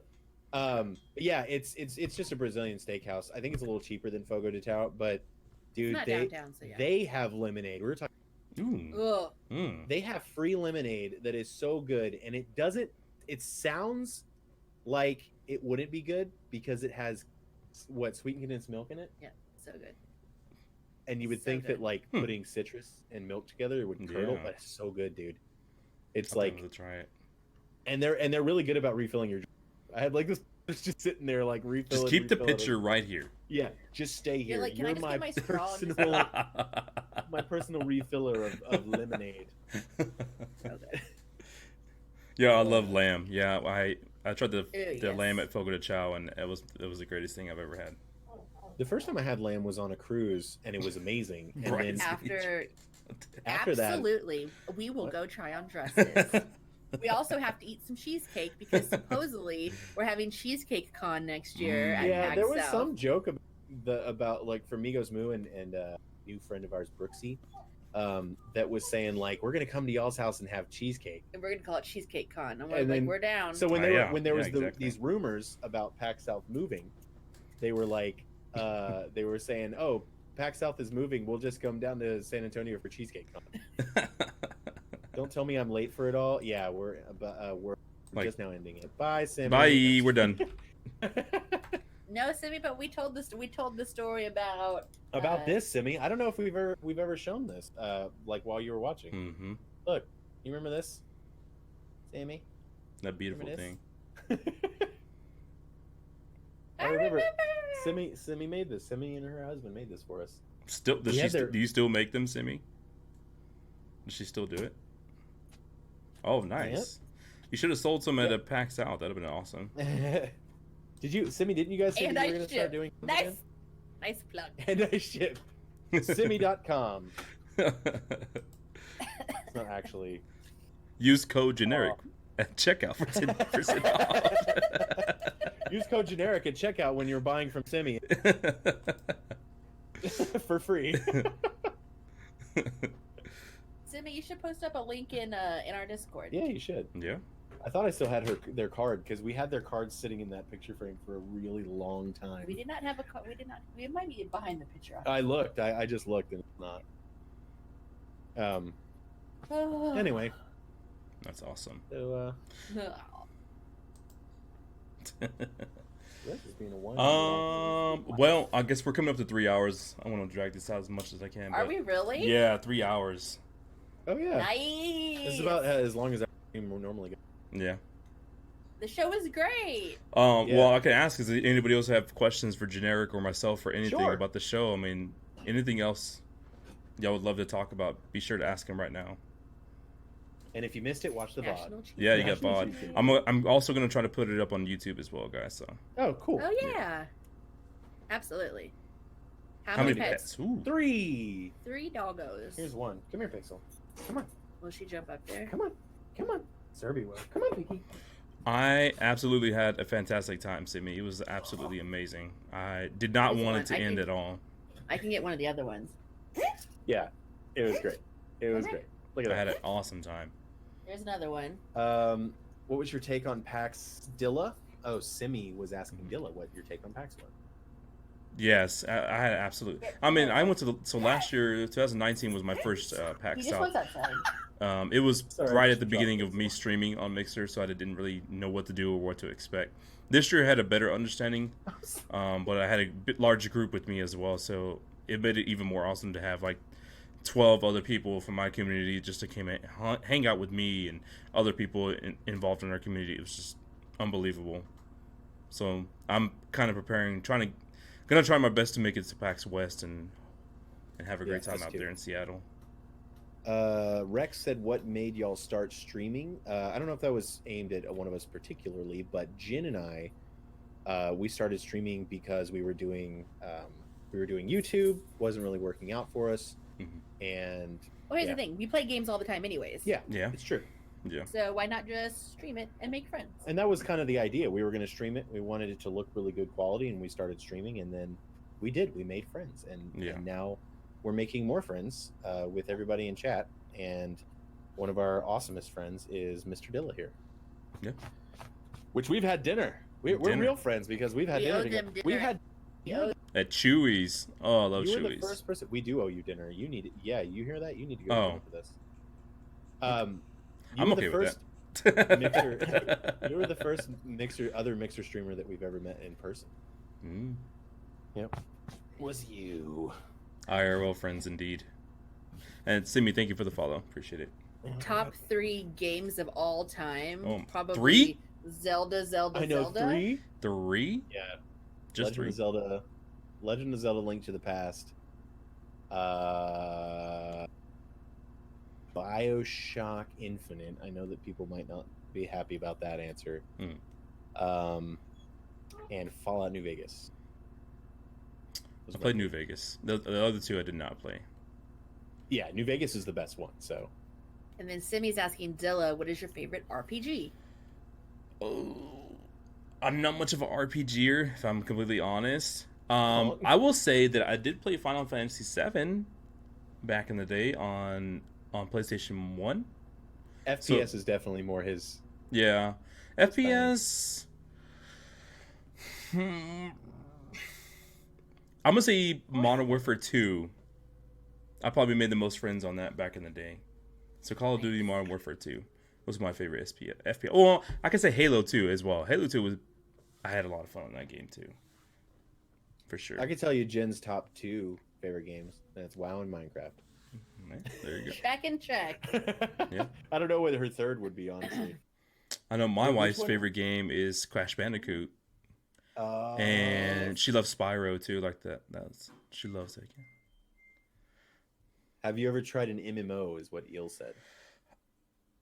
Probably not. I'm just gonna say no. That would be. You know what? We got to do. This is what we're gonna do. We're gonna do a co-stream and do a co-stream with you playing World of Warcraft. Oh wait, you can't do PC. Dang it. Yeah. We'll have to I do could Final try. Fantasy. You I know, was gonna his- say we'll have to do Final Fantasy 14. Then. I wouldn't even know how it would work. I mean, I would definitely try. We could definitely That's try. what would make it entertaining. What would make it entertaining is. We'll game. just have him come over and get on my laptop. Oh yeah, that's true. You could just come to our house. Just come to the house. Yeah. We'll have an IRL co-stream. Yeah. Yeah, come to our village, as you can see behind us. This is our village. The village. These are our people. We've got a horse back there. Has anybody noticed? Let me turn this way. Has anybody noticed we have behind us? Yeah, we've got Yeah. like a loop of Morales going on behind us. Oh, Land Jen party. did want me to play Just Dance, and I don't think we ever had a chance at PAX South. That's, asked me if I wanted that's to. true. I won't do it. So I did. I got on stage with one time and Mhm. danced. You still need to send her that stuff, by the way. Oh, I need to send her the videos. Yeah, yeah. No. I told her it was going to take a couple of drinks, but I'd be down. You need to come over to our place and play. Have you ever played Beat Saber? Oh no, I've seen people do it though. That looks like a lot. Dude, It looks like a you gotta workout, try it. but it looks fun. Beat Saber is fun, but Yeah. yeah, you will sweat your It's ass okay. off. We'll just eat afterwards. Yeah. Oh, that's true. All right, so Beat Saber, Just Dance, and food. Cool. Plan. You Check. guys were here for the plan. That's awesome.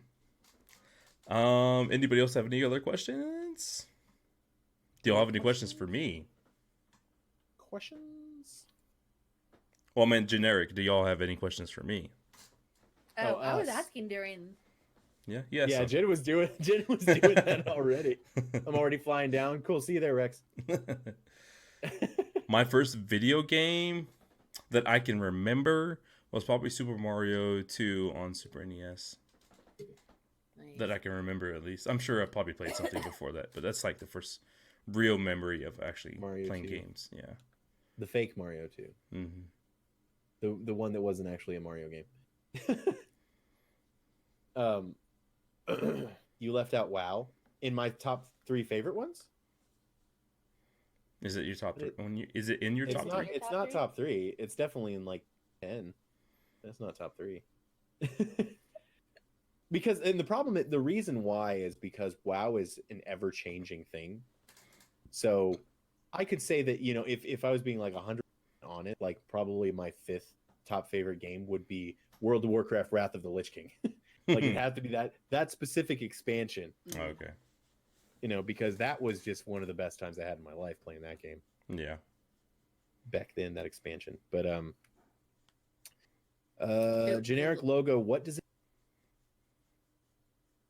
Oh, people, Okay. So you know what? Our logo, I love our logo, and I think a lot of people like it. I honestly thought it was going to be a lot more popular than it is. I was very surprised at. I really felt like I had created this character that people were going to cling to and want merch of and all this kind of stuff, Mhm. and it hasn't really happened. So when we sat there and did the whole what do we want our brand to be? Yeah. Mhm. What do we want our brand to represent? Mhm. And And it then was- we tried to come up with a logo that represent that, which in our mind it's silly, Mhm. fun, Mhm. lighthearted. So like it was just like, okay, well, we obviously need a character. Yeah. So it needs to be a character. It needs to be a out of this world type of character. Yeah. So Eric sketched it up. It Yeah, is I drew a sketch. walrus, unicorn, bat Walrus unicorn bat, and they're called Wallacorn bats. with his little tongue sticking out. And so I had come Super out. derpy. I had come out with a backstory for them. They're spacefaring creatures. They fly from planet to planet, and telling people about JenEricLive, their favorite streamers. Yeah. And so basically I said that Wallacorns follow us around because they're like Jen and I are not Wallacorns, but Wallacorns follow us around. So that's why people who follow us are Wallacorns. So if you follow us, you're a Wallacorn, and you're in the part of the Wallacorn flock. So I used to say, "Welcome to the flock," you know. Yeah. And it's something that I really felt like people would cling to a lot more, but they didn't. But we still think he's adorable. Like he's Wallow the Wallacorn. And it was another thing is we wanted to make something that, there are a lot of people who have like, cats, or they have themselves or something like that. Yeah. And we wanted something that would stand out where people would be like, what is that? Exactly. And a lot of people do that. Ooh, my favorite people is flying meatball. Flying meatball. Meatball. They call it a flying meatball. I love it so much. But yeah, so I drew the original one, and we actually paid a guy to design that one. But yeah, Wallacorn. And so I actually have this thing that I'm gonna, and this is if you guys want to support us and push, just go at Watch Mixer and be like, you need a partner JenEricLive because of this one thing. So my brother is a programmer, and the intention is for us to, whenever we get a sub, once we get subs, whether or not it's because we were partnered or they push it to non-partners, whenever we get subs, my brother is going to help me program. I'm going to give him art assets, and it's going to help me, or he's going to program it so that whenever we get a sub, these random art assets, different wings, horns, tusks, eyes, like they're all going to kind of fly by the screen, like kind of like a slot machine, and they're going to settle on a completely random and unique Wallacorn that is going to be representative of you. Okay. And then you will be a part of the Wallacorn flock. Nice. Yes. And then I will have a locally saved copy of it where I'd be like, go in my Discord, and this is your picture, and that's your representative view in our following as your own unique specific Wallacorn. That's awesome. So yeah, and like I had talked to my brother about this, and he was like, Mixer uses APIs, so I could totally program that. Yeah. And I was like, sweet. So yeah, that is the plan. But It is I coming. mean, It is coming. one day that'll be little snowflakes. Like little snowflakes. No Wallacorn's the same. Hopefully, I'm gonna have to like make sure that I have enough different art assets that we can make it so that the different combinations and stuff like that. Yeah, the combinations are gonna be really. So it's like you might look very similar, but you have different. Yeah. And everything else might be the same, but anyways, yeah, that's the idea. And then also I'm working on Blueberry merch. That's awesome. Because I know people really like that and really associate us with it. So I'm going to do 2 different things. One of them is going to be Jin's Blueberry costume. I'm going to draw like a cutesy version of her. Okay. And her take of it. And she's going to have a little sign that says 1v1 me. And we're going to sell shirts and stickers and stuff. And then I'm also going to redesign the Blueberry so that it looks a little bit more like the Blueberry, but you could still tell that it's supposed to be the Mixer one. Okay. And mainly because I can't use Mixer Blueberry because they own the rights to. I'll get sued. So I have to come up with my own version of it, but I'm still going to make it so that you could tell what it is. Yeah. So Simi was asking. If mine matches someone else, will be pissed. Simi was asking about Dylan. Oh yeah, Dylan. Mine's pretty simple. It is exactly what my dog looks like. He is an old English bulldog. I think I have. Hold on a second. I want to go to the Discord. I'm gonna close this. He is the sweetest. He's in here, and he's awesome. You can kind of see his face right there. Look at a boy. He's actually wearing a red collar in this picture too, so you can kind of see it's kind of blurry. But that's him, Bruce. Oh, I think I have more foot. There's him. He's wearing that sweater. That LSU hat is unfortunate. Look at that tongue. So you can see my logo. Like he has the brown features on his face and everything. Like, oh yeah. I literally gave my artist a photo of Bruce, and he's supposed to look like him. So he did a really good job. Yeah, that's awesome. He's such a good boy. So, Dilla is actually just part of my last name. I used, it was like a nickname that I got from working at different jobs and stuff like that, because they can't say my last name, so they always say Dilla. So I just took that. That was like one of my nicknames. I just had it for a long time, and then Dog because it's just I have a dog. So, and it was pretty simple, just putting that together. So Yay. he is 100% Old English Bulldog. He is not Rottie at all. But people do confuse him with a Rottweiler. Yeah. He has a Big massive head. His head is probably as big as mine. It's crazy. He's so big. He's 92 pounds. Oh, jeez. I wonder how much resin. Hey, I don't know. I was about to say, I don't know. He's big. On our lease, he says he's about 60 pounds. So Yeah, I know. That's what mine says too. Yeah. just so you know. Yeah. If our landlords come by and ask you guys. Simi, I've been Hey, streaming for a little over a year. I started December 21st of 2018. So I just had my anniversary about a month ago. I thought you were going to say 2008. I know. 2008. I was like, wow, Been you were around the for a long first time. streamer.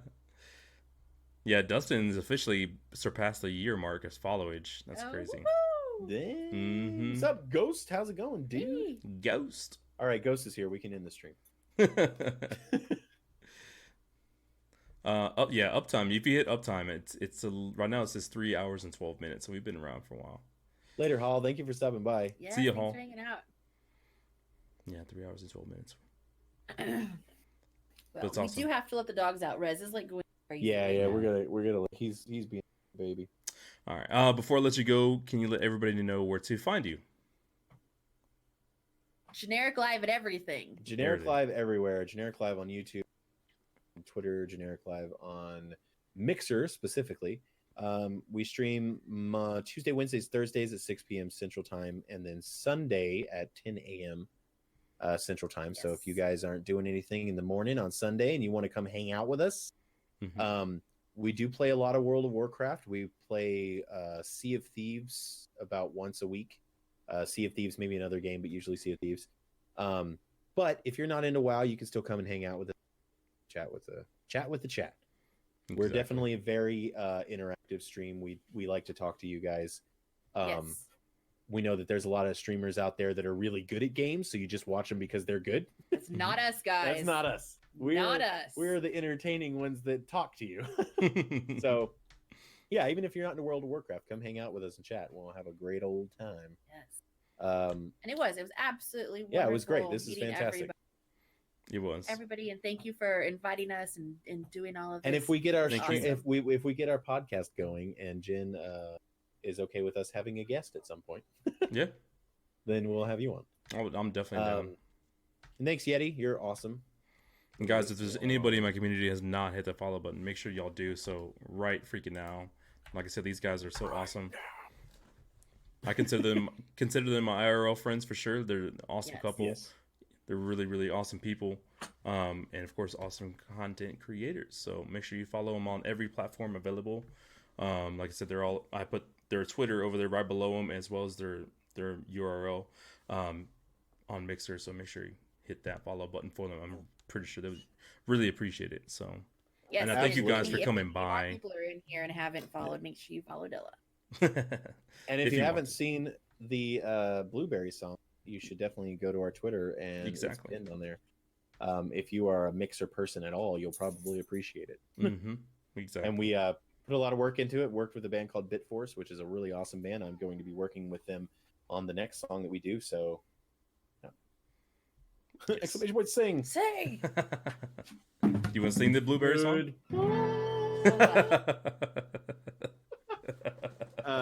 You know what? I could. You know what? I'll sing the Yeah, Blueberry song. sing Here it. we go. Let me make sure the music's off on my end. Let me see. Are you guys ready for this? Yes. Uh-oh. Hold on, no. Okay, gotta let's make make sure sure the I got audio this kind of cut out on my end. I don't know if you heard it.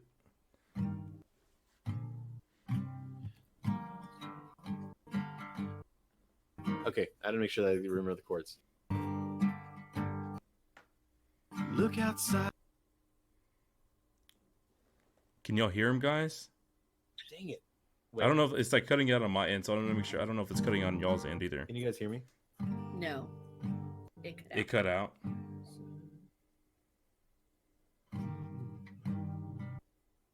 You back?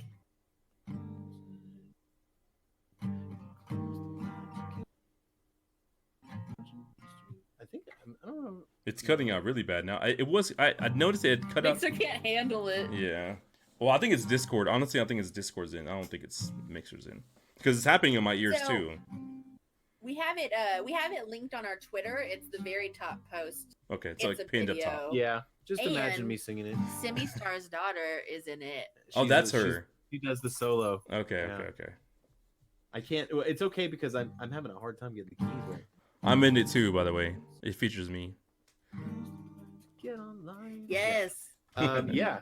He makes an appearance. Make a cameo. As one of the streams that has a blueberry in it. I forgot what the blueberry in your stream says, but I remember Dilla messaged me after because I was just like, "Hey, can I use this screenshot?" And he was like, "Yeah, sure. What, no problem." And then afterwards, he was like, "Was there really a blueberry saying that in my stream?" No, I added it in there.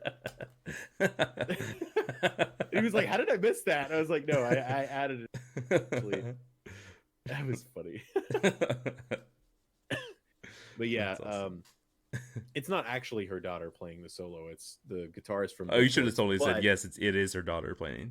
But She's so talented. she is the She she is is the so face. talented. She is the face. She She is is. the true blueberry. The true berry. She's the I'm 7 blueberry. I'm 7 blueberry. Oh my god! She's the sass. Anyway, we had a great time. Yes. You're Thank you awesome. guys You're so all so awesome. freaking much for doing this with me and for me. I appreciate it. All the love to y'all. Like I said, guys, you need to drop them a follow. Check them out on Mixer as well as all their other platforms as well. So I appreciate it, man. And Jen, thank you so much. Yes. I'll definitely catch y'all later. Bye. See ya. Good night, everybody.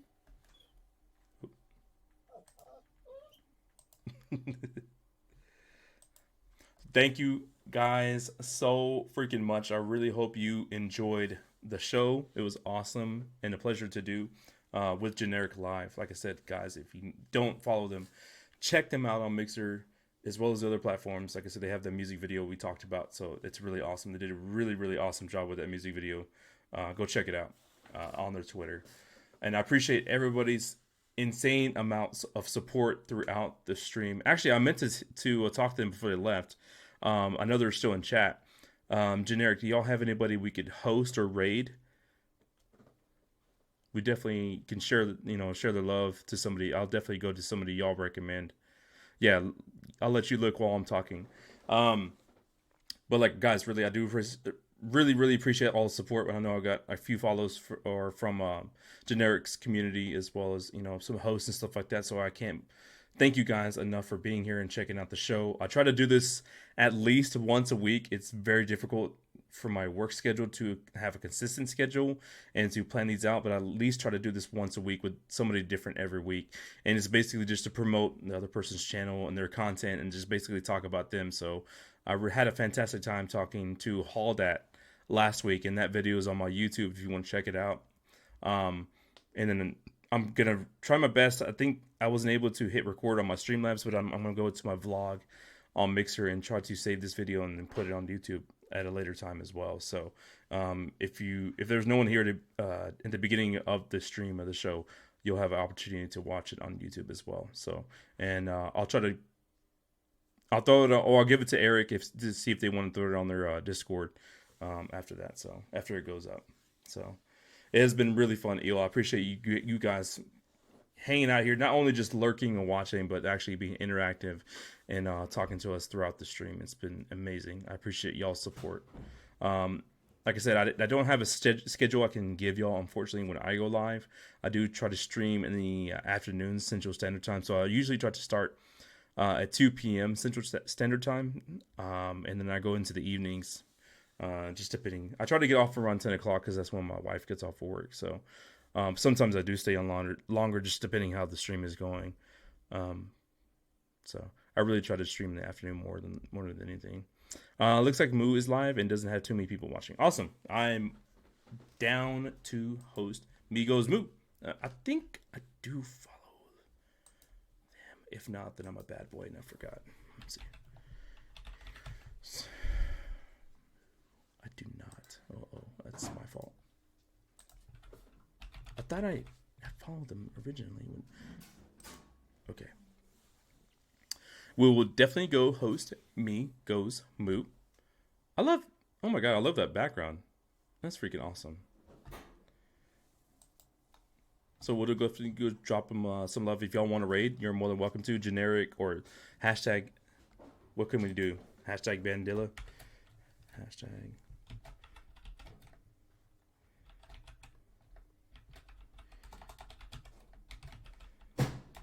This is going to be a really long hashtag. I don't know if y'all want to use that or if y'all want to use anything else.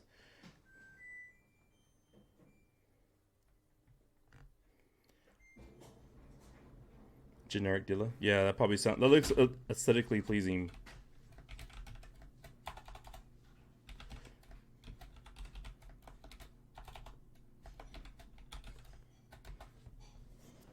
I'll use that. That's a long hashtag. Well, we'll definitely go throw some love to Migos Moo.